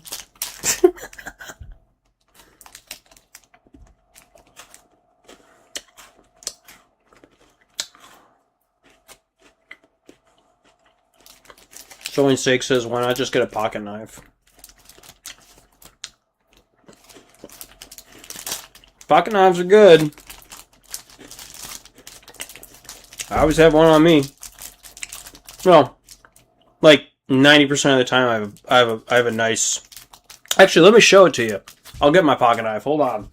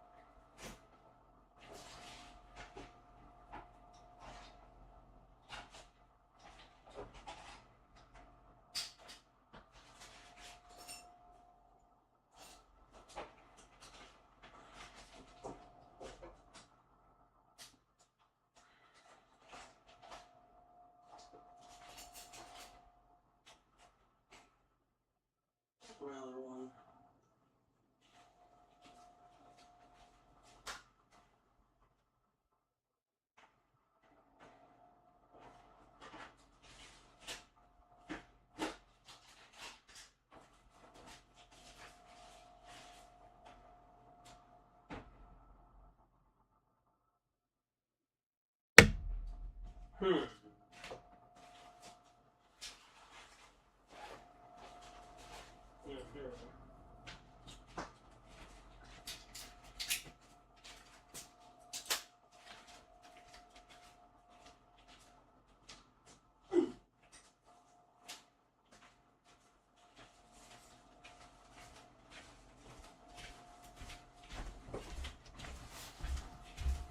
I can show you guys what I rock. If you're curious, so I have a couple options, right? So this is my favorite. My MagTech out the front, half serrated. Love this thing with an it also has the glass breaker on the back. So I love this thing. It's like a bronze. Really nice. Just a nice out the front. You don't want to mess with that, but that's my favorite. I also have a smaller version. A smaller out the front, just a little MagTech, just a cute little thing. But like, this is really nice too. I use it a lot for like opening boxes or like cutting rope and stuff like that. So that's fun.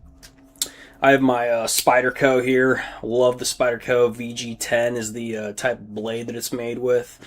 This one's made in Seki City, Japan. So you want to buy one that's made in Japan. So this is my original. I love this thing a lot. Really good knife.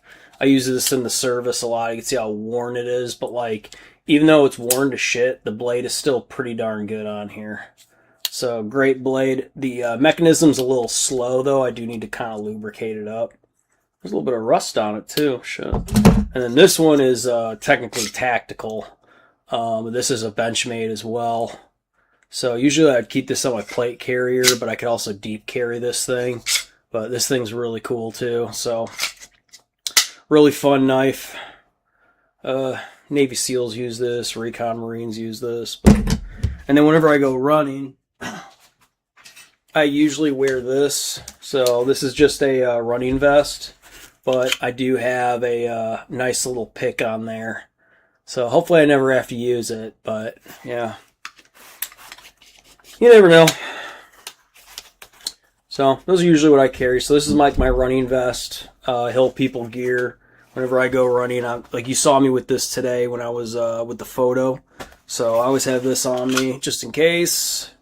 It's called the clinch pick. So really nasty looking thing, but there's no blade here. The blade is on the back. It's meant to be a ripping type motion. So very dangerous knife, used for self-protection only. And then the other ones are just like, besides this one, everything else is just, I mean, I guess you can consider this a tactical knife too, but the rest of these are utility knives. This is the only one that's like a combat knife, technically. So those are the only ones I usually rock with. So now you know. I'll just put them in my little pouch here. So I do have pepper spray too, but I've never had to use it. Never had to use it, but it's always good to have some pepper spray too. So, and I also got my hands, but again, I'd rather not get into a fight. Just leave me alone. I don't want to fight. But if we do, it's gonna be bad. Someone's gonna get hurt, that's for sure.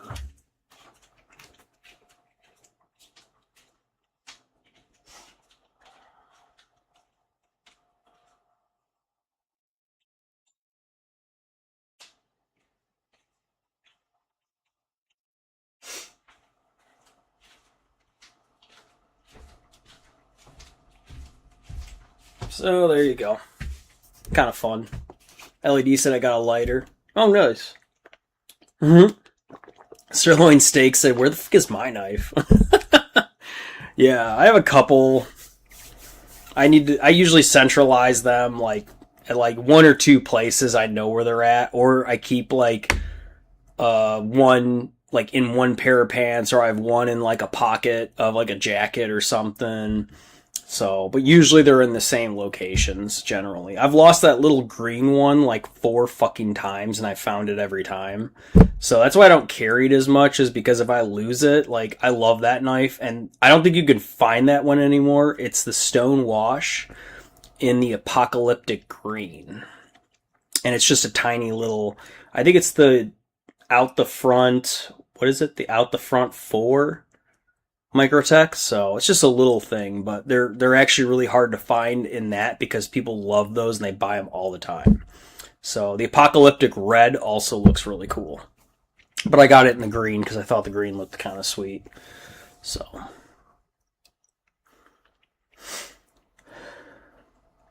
And then Ren said I got a Scarab version of that knife. Ooh. That's fun. You're going to have to show me that on... you could DM me on Discord, bro. Scarab version. Oh, that's fun. LED said I got a lighter. You know, a lighter can be actually pretty good. Some people have like a lighter with metal on it. You ball it up in your fist. You'd be surprised.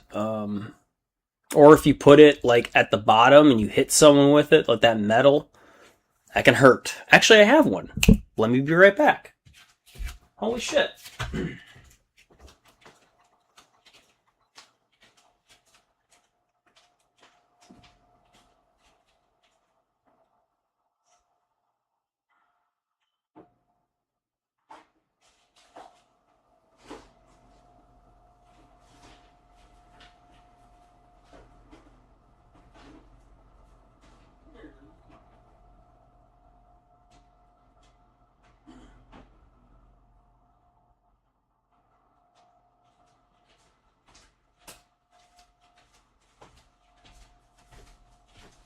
Here it is.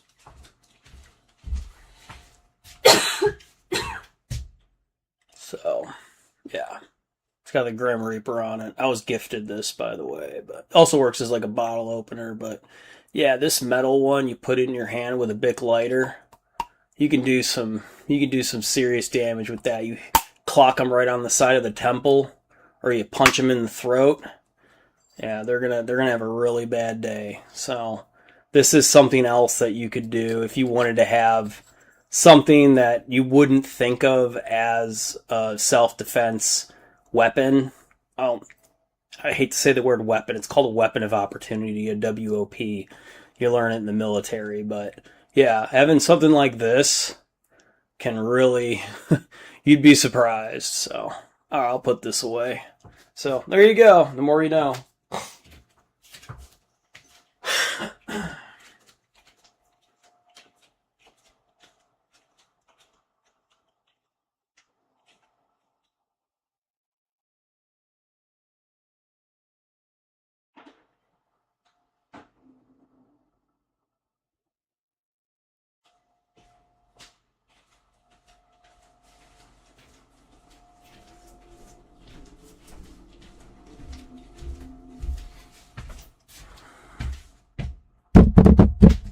Ren said, how is studying to be a nurse going? LED said, hey Travis, I feel weird. There's people with houses sleeping on the street, but I'm there. Oh, okay, you made it. Ooh. Okay. Ren said, I don't have time to be in a fist fight anymore. Yeah, I feel that, dude. Fuck, dude. Yeah, I don't want to be in a fight, man. There's been a couple times where I've been like, you know what? I could go for a good fight right now. I've had some days where I'm just like on a warpath. I don't know what it is. And then someone just sets me off and I'm like, you've chosen death. So, but, you know, now I'm a little bit more calmed down, a lot more of a pacifist, if you will. So, I guess. Yeah. I don't want to have to fight, but if I have to fight, I will fight. You know, I'll try to talk them down as much as possible, but sometimes there's only so much talking can do, unfortunately.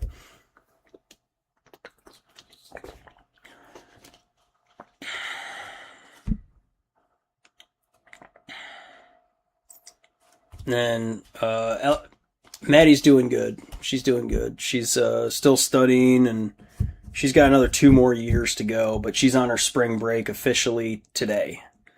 So she got done with her last 2 tests, which were fucking hard. And she got an A in one class. I think she got an A in the other class too, but and then she goes back to school in 2 weeks or so. So it's the only break that they're going to have until basically Christmas. I don't think they get Thanksgiving off. I'm pretty sure they have to like plow through it. If anything, they get like 1 day off, and that's it. Neo said, I feel so weak. I hate being sick. Oh, I'm sorry, Neo. I hope you get better, bud. Do whatever you gotta do to get better, man. Drink some hot tea. You know, do whatever you have to do, man. Change your sheets, change your clothes, spray stuff. Take long, warm showers. They feel really good. So anything you can do to just, and then, you know, be careful what you eat, and make sure you chew everything. Don't swallow it, because if you have to throw it up, it's gonna suck. So, hope you get better, bud. LED said, I'm gonna dig in my purse to see what I find. And then Soul Steak said, dude, I love The Boys. It's so good.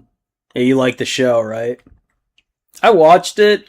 I don't get it, but I heard the comic books are better, the graphic novels or whatever. It's not a show for me. I tried watching it, and I was just like, eh. It wasn't for me, but I know people love it, so I respect it for what it is. Ren said, I want a chill life, however the Cali people get me into rage mode. Yeah, exactly. I understand that, Ren. 100%, dude. It's like, I don't want to fight, but like, every once in a while, I do get into rage mode, bro. It is, corn takes over sometimes, not gonna lie. Sometimes I'm like, what the fuck are you doing? You know, I just get really angry at people, and I'm doing a little bit better now, but yeah. I get it, man. I get it, bro. Oh my gosh. LED said I found lipstick.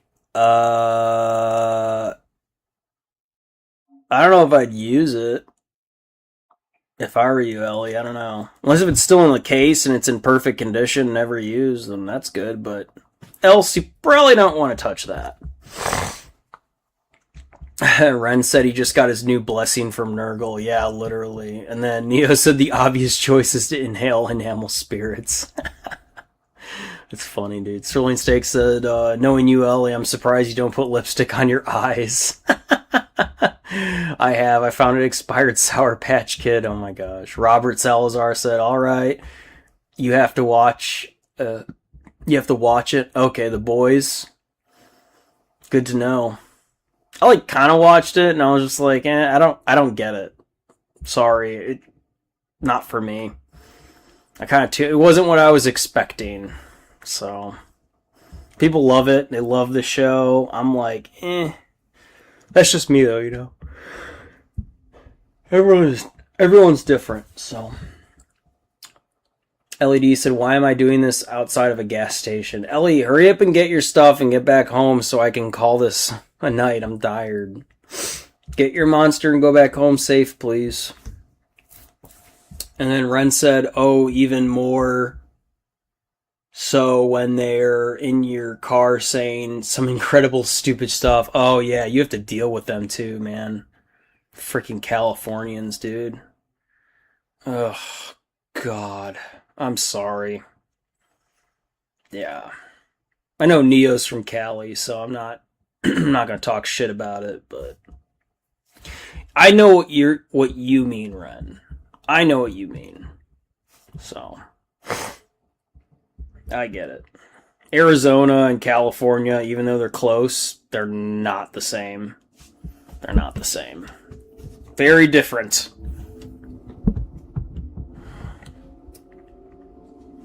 Yeah, freaking Californians, what did I do? Yeah, I know.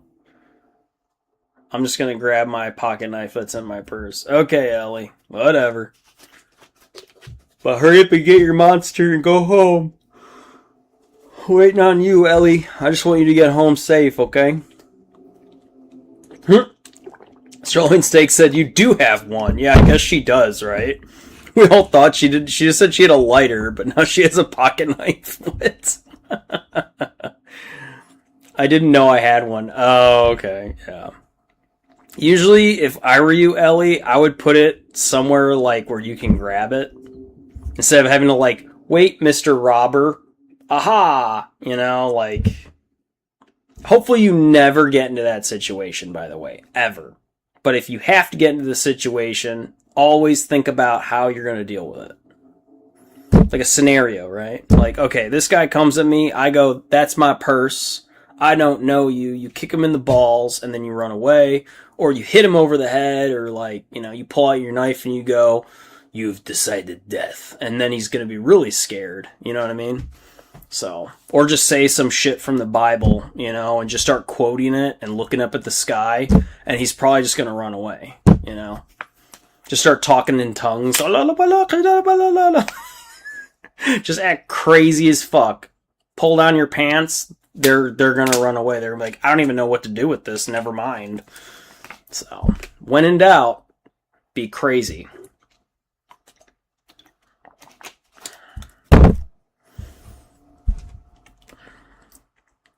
Sirloin Steak said body armor is better. LOL. Sirloin Steak says, I love Modern Warfare 2 and California Girls. That's funny.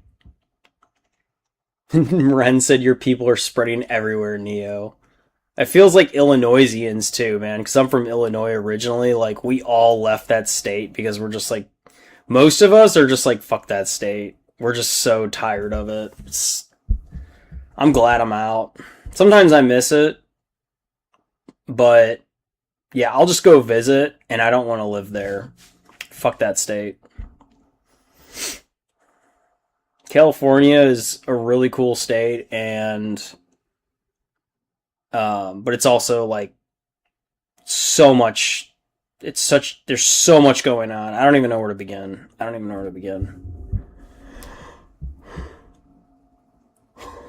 Ren said if you have keys, lock them between your knuckles. Yeah. Neo said my dad would show any robbers his access to a Second Amendment. Yeah, there you go. Exactly, Neo. It's like any robbers come in here, you're like, I'm gonna give you 2 seconds to leave. I'm gonna give you like 3 seconds to leave. Oh, for real. And then Ren said, give the keys. The keys give a 1-up to the razor. Yeah. A 1-up to your weapon skill. You get extra attacks. You get 2 attacks. AP -1. Precision.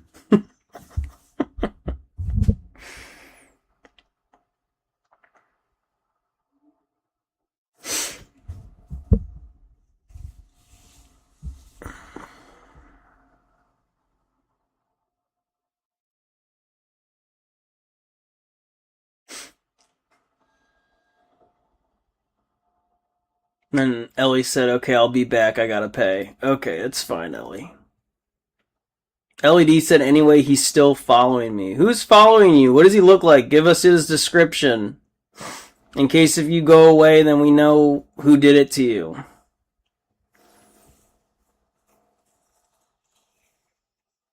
How tall is he?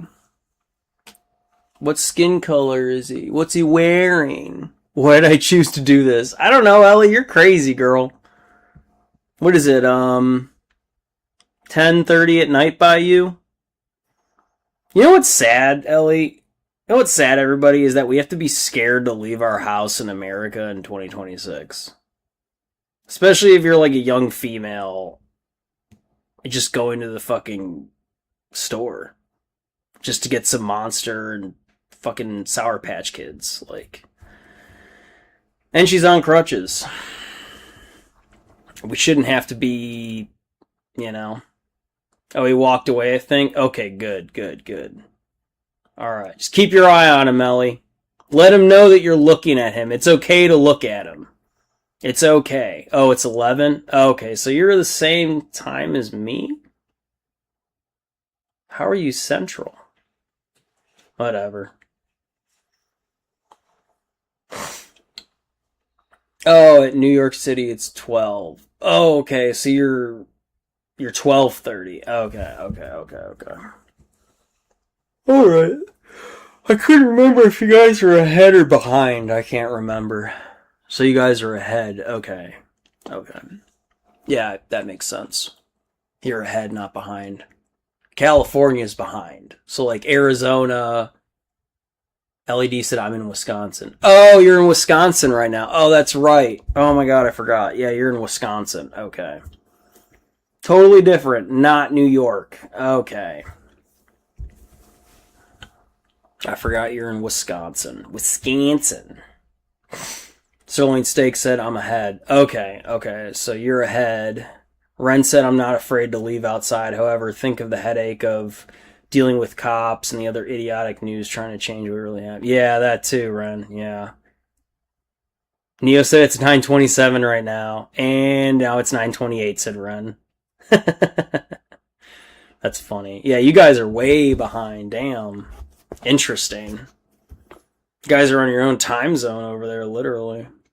The rest of us are getting ready for bed. Like, Maddie's cashed out.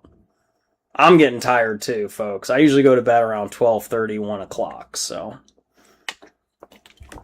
I do not plan on staying up late. So Ellie said people keep staring at me. Well, yeah, you're in Wisconsin. They're probably wondering why is this girl on crutches wandering to get... I mean, you can do whatever you want, right, Ellie? Like, let them stare. Who cares? Let them stare. Just be like, okay. Maybe because they've never seen you before. If you're in Nowheresville, Wisconsin, it's a lot of locals there. When someone new comes around, they're going to be like, who the hell's that? You know what I mean? So, Wisconsin's a interesting state. We're very close to Wisconsin here. So if I wanted to go to La Crosse, Wisconsin, we're like an hour and a half away. Ellie said I'm going to pretend like I'm on the phone. Okay, that's fine, Ellie. Should I talk like we're having a conversation? Like, Ellie, how long is it going to be till you get home? What kind of monster did you get? Did you get the white one or did you get the purple one? What'd you get? Or did you get the pink one?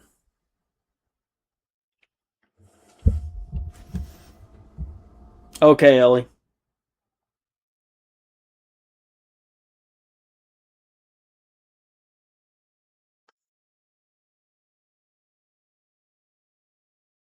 Yeah, I'll answer you. Oh, okay. All right. Well, that's good. That's good. Heck yeah. Was it good or they have a lot of stuff in there? Was it kind of like, I don't know. Was it a decent store at least? They have a little bit of everything? Hopefully they do. And maybe in the morning you can go there. Oh, Ellie said I got the black one. Oh, nice. Got the black one. I haven't had the black one in so long. Oh my gosh. I know they have the black one and sugar-free now, so that's interesting. Yeah. That's good. Nice. What's it like over there? What's the weather like? Is it raining or is it cold?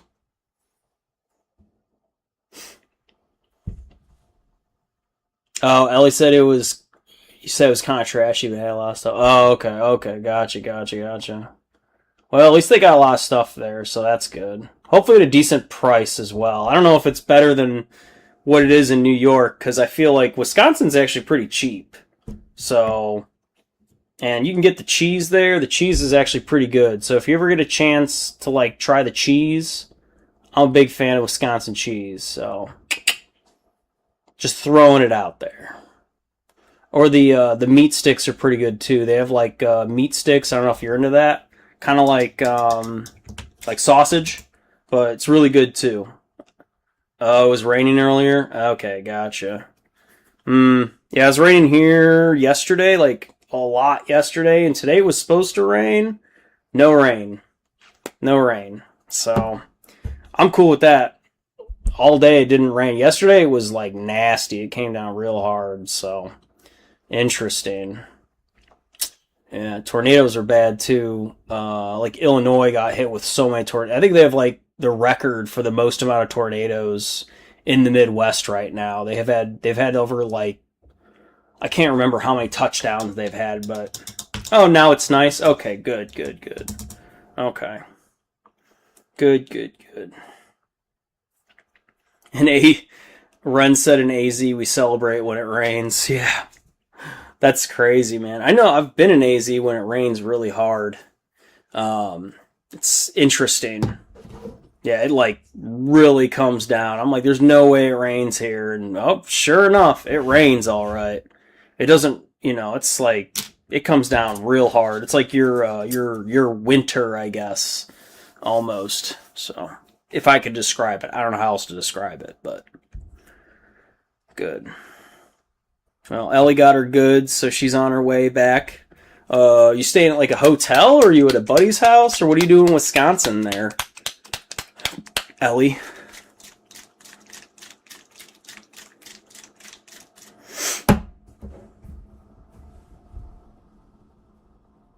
Ellie said, hold up, someone walked up to me. Ooh.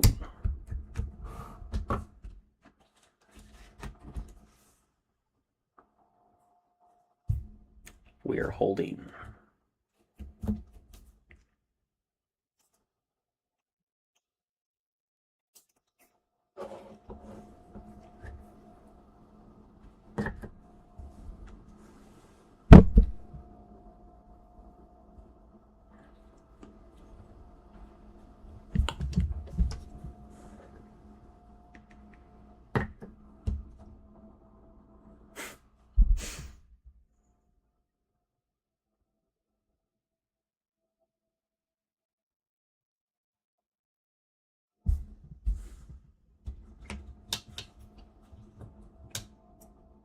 Ellie, you still there? Can you hear me?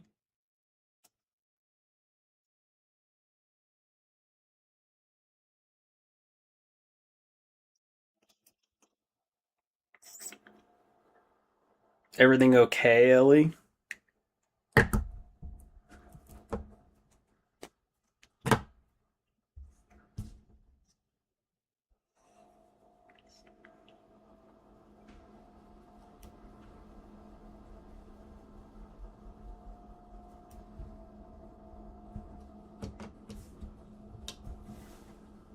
Oh, they're just walking next to you? Okay, that's fine.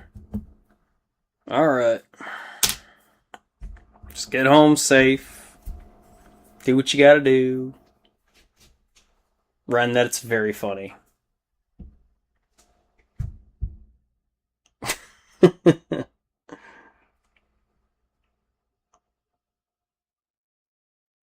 No? Okay.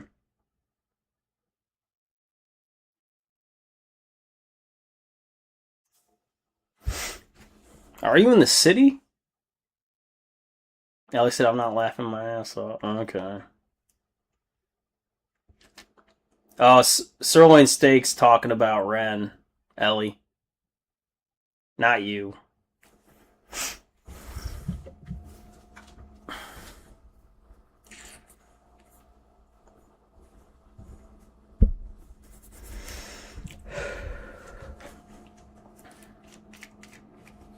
I'm just gonna go ahead and put varnish on the nope, never mind. I got excited. Nope, no varnish. Never mind. They keep asking you questions. Oh, God. Oh, boy.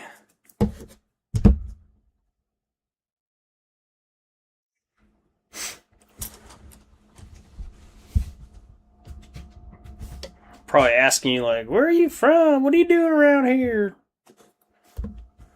What'd you get?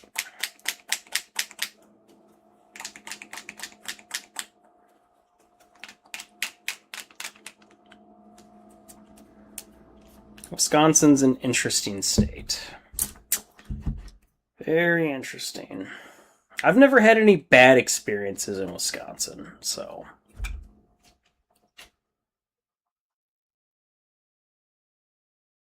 They asked me if I want to stay at their place. Oh, hell no. Yeah, good answer, Ellie. Tell them no. Tell them, how about absolutely not?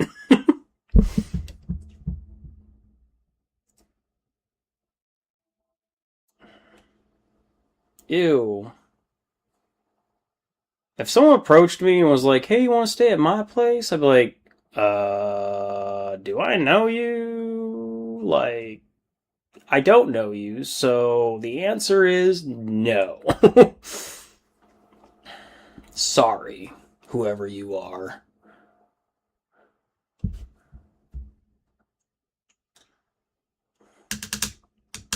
Syed said, I'm running as fast as I can on crutches. Alright, Ellie, get home. Please, please, please, hurry up. Let's go, Ellie. Come on. Go, go, go. Let's get out of the Wisconsin streets. Out of the danger of Midwest craziness. Is he running after you? That would be insane. Yeah, get in and lock the damn door and... Yeah, for real. The things you'll do for a monster. I understand, though, at the same time. Like, I love fucking monsters, so... I can't totally hate. I've done crazy things, too, for a monster. Not gonna lie. I've, like, gone into places where I'm like, normally I would never do this, but, like, I don't even care. I want my monster, and I want it now. So...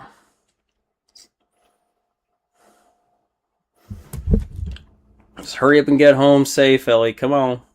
So I can end the live here. I just want you home safe. Alright? You're an important person, and we don't want anything bad to happen to you. So, and you got a bunch of people on here that care about you. 4 minutes? Okay. Sounds good. Sounds good. 4 minutes. 4 minutes. Where are you in Wisconsin? You tell us that? Are you in Milwaukee? Are you in Madison? I know Madison. I've been to Madison. I've never been to Milwaukee though. I will say I've been around Milwaukee, but never in the city of Milwaukee. Which I hear Milwaukee is really sketchy, so unfortunately. They have the Brewers, which are a pretty cool team. But that's about it. Oh, you're in Madison? Okay, that's a college town. Yeah, I know Madison. Madison's nice. It is sketchy, though. It does have sketchy parts, don't get me wrong. But you're in a safer place than Milwaukee. Oh, you've been? Okay, I've never been to Milwaukee. Okay. Never been. Never been. Oh, you're going there tomorrow? Oh, fun. There you go. That's awesome. Milwaukee's pretty big. It's a big city.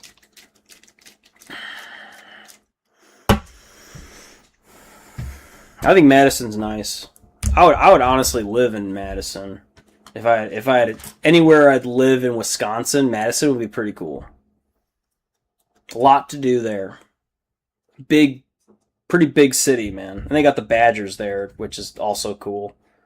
Good, really good university.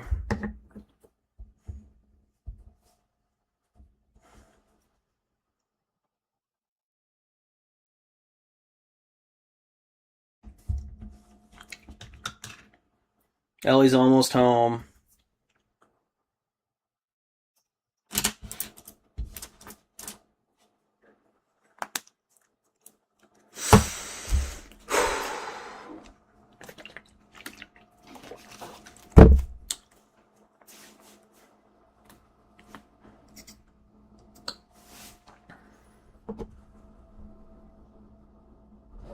Oh, Ellie. I don't have a lot of people that really care about me. Well, we care about you here, Ellie. So, if there's people who not care about you in your real life, or, which sucks, by the way, well, we are here for you. That's right. That's right, Ren. Yep. That is correct. We do care. Even though we're online and we're all far from each other, we do care about you, Ellie. Or else I wouldn't stay on. I would just be like, all right, let's just call it here, but Even sirloin steak. Steak boy says, uh-huh. Yep. We all care about you, Ellie. We will make sure you're okay and safe and all that. Even if you're just going to get a monster, at least we're keeping you company in one way or another. So, you're not alone. Oh, what's my Steam ID? Oh, yeah, I should get that. Yeah. Let me find that, Ren.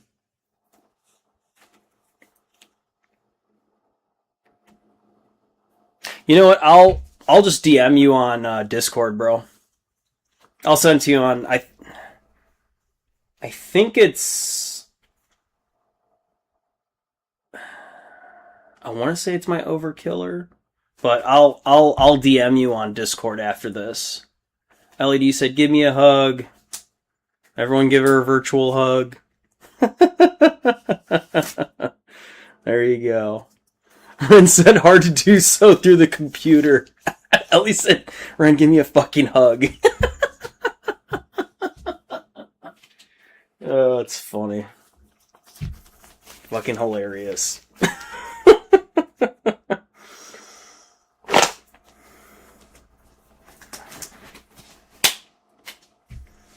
Alright. I just did a little bit of flesh up here towards the top on the other side, so I'll get it to match the back. Fine. Hug.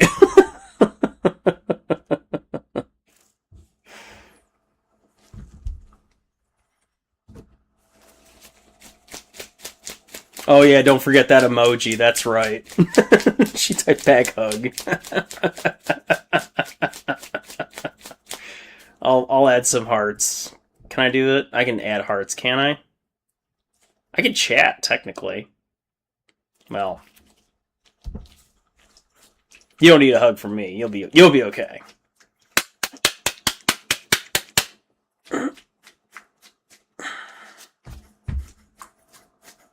Yay! Alright, Ellie, you almost home?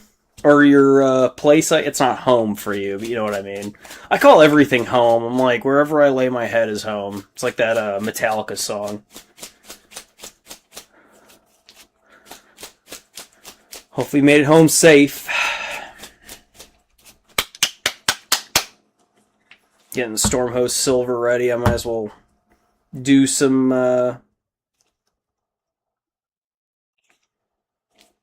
highlighting while I'm at it. Some edge highlighting like I was talking about. I love Stormhost Silver. It is my new favorite metallic color. So I'm just getting a little brush here. This might be overkill for what I need. Actually, I need a smaller one. Let me see what else I got. What other brushes do I got in here? Let me see.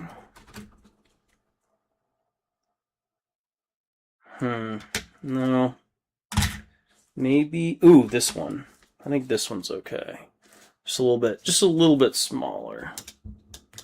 Yeah, you got it, sirloin steak. Yep. Anywhere I roam, where I lay my head is home. Yeah. You got it, man. Yup. Hell yeah. Metallica, dude. That song goes hard as fuck. It's actually a really sad song because it's about a homeless person, but like, it's a badass song though. It's a fucking sick song. Man. Yep, but I'm the same way, dude. Wherever I put my head, I call it home. It's like, oh, where are you going? Oh, I'm just going home. Even though it's not like home, you know what I mean? But maybe it's just me. Even in the military, I'd be like, oh, we're going home. Like, hey guys, we're going home. Even though we're like getting on a truck to go somewhere that's not home. But we're just happy to go somewhere else besides right there. We just call it home. We're like, oh, going home. All right. Even though it's like a barracks room and there's not much to it. Hey, it's freaking home. And then people were like, oh, where are you going on break? And we're like, oh, we're going home. It's like the real home. So it's just kind of funny. There we go, getting that Stormhost Silver on there. Really nice effect. You probably can't see it in the camera, but to the naked eye, it looks really good. I'm a big fan of Stormhost Silver.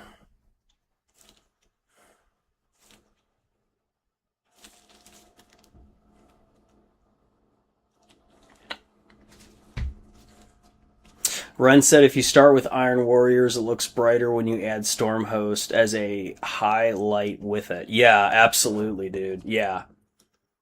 It looks... Yeah. Yeah. Stormhost Silver is like one of my new favorite metallics.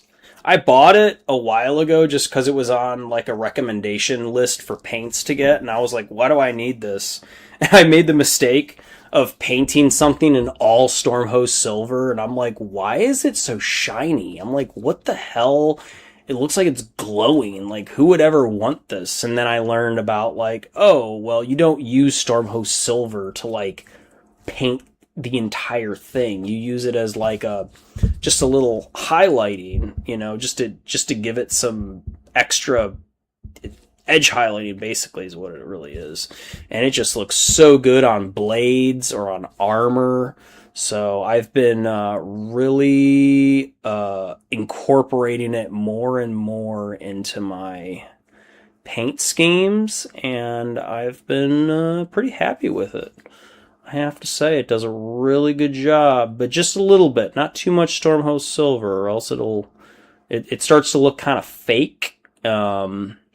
Like there's too much silver, and it just doesn't look good anymore. Also on these spikes, I'll do it. Also on some of these spikes, I'll do it. Not on the whole thing, just the edges. Just the edges, and man, does it really... And on the tip, just like on the tip of it, it looks so fucking cool. So it makes it look, and then I mean, you could wash it again if you really wanted to. If you wanted to make it a little bit more dirty, like you could easily grime it up. But man, Stormhost Silver goes a long way. Just a little bit. That's all you need. I'm just gonna add it right here on this like cut divot part. Just a little bit, not too much, because then it starts to look a little. It kind of ruins it. So you have to use it every once in a while.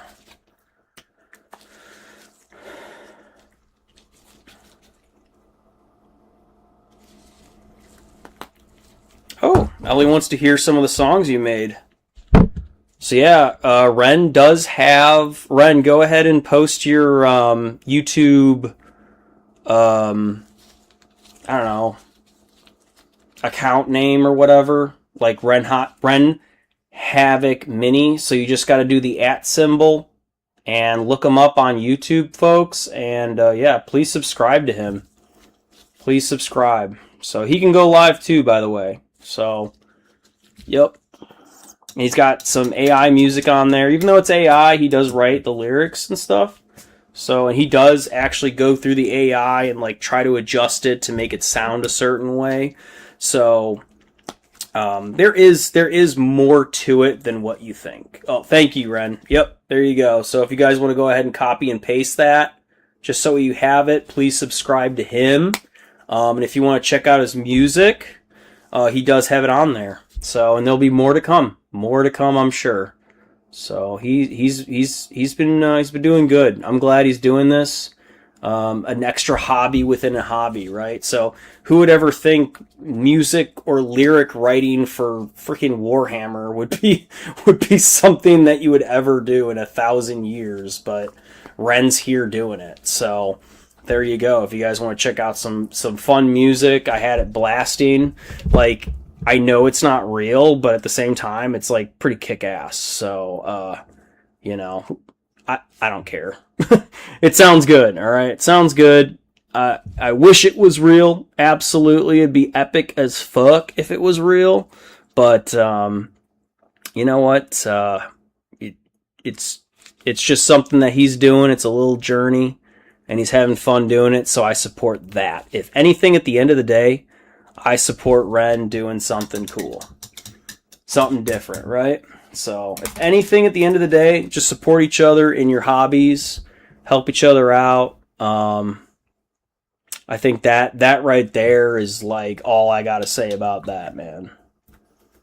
Unless if it's like a really dumb hobby or something, then you're like, why are you doing that? Don't do that. So, if you're like unicycling with a motorcycle and you're fucking juggling chainsaws, I don't know. I'd like to see that, but probably not the best hobby to have. I don't know. Like, it'd be kind of cool if you could really do it, but like, yeah, it's gonna be quite the journey to get there. So, I have seen people juggle chainsaws. By the way, it is a thing. Don't know how the fuck they do it, but they do it.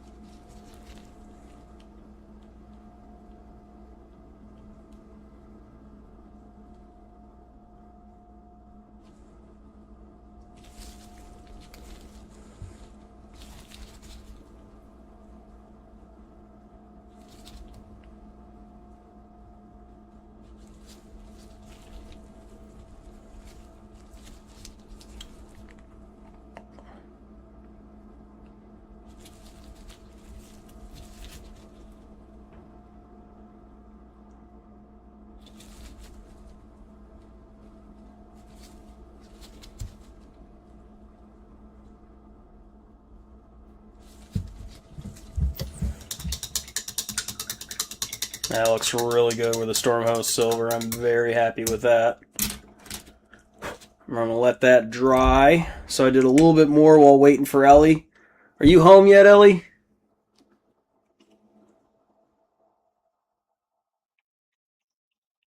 I think she is. Alright, cool. I'm glad you made it home safe. We're all glad you made it home safe there, Ellie. Sweet. We were all there hanging out with you, just making sure you get what you gotta do and get back safe. So, everybody else is hanging out. Different time zones for all of us, but either way, I'm gonna go ahead and call it. I'm pretty tired. I was hoping to play my game a little bit, but I don't even know if I have brain capacity to do that right now. I'm pretty fried, so I might just chill out, be on my phone for a little bit, and then I'm gonna go to sleep, get ready for bed. So, but that's all I got. Thank you for watching me working on my Defiler.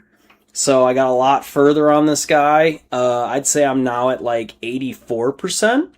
Because I did finish the fleshy bits of that arm, and I even did the Stormhost Silver on everything, so the edge highlighting that I did on here looks really good.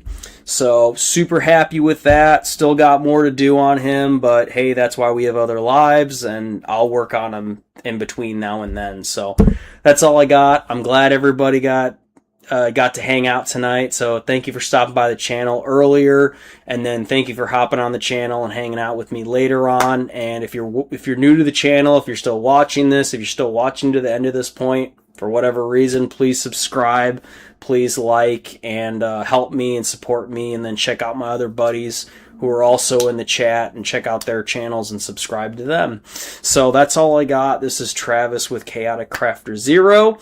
I'm going to go ahead and call it here. Thank you very much for hanging out with me on another Warhammer Wednesday night. Until next time, you'll see me next Wednesday. I'll be gone. Never mind. So in 2 weeks, you'll see me. So I'll be on the road. I'll be in Missouri hanging out with family. So you're not going to see me next Wednesday. But I will post some shorts for sure. So you will see and you'll interact with me on that way, along with on Discord. And then Ren, I'll send you my Steam account or whatever on Discord tonight or tomorrow. Either way, you'll get it. So that'd be a good idea. Yeah, for sure.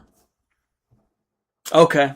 All right, everybody. That's all I got. Thank you very much for hanging out. Much love, appreciation, and major respect to everybody here. So that's all I got. Until next time.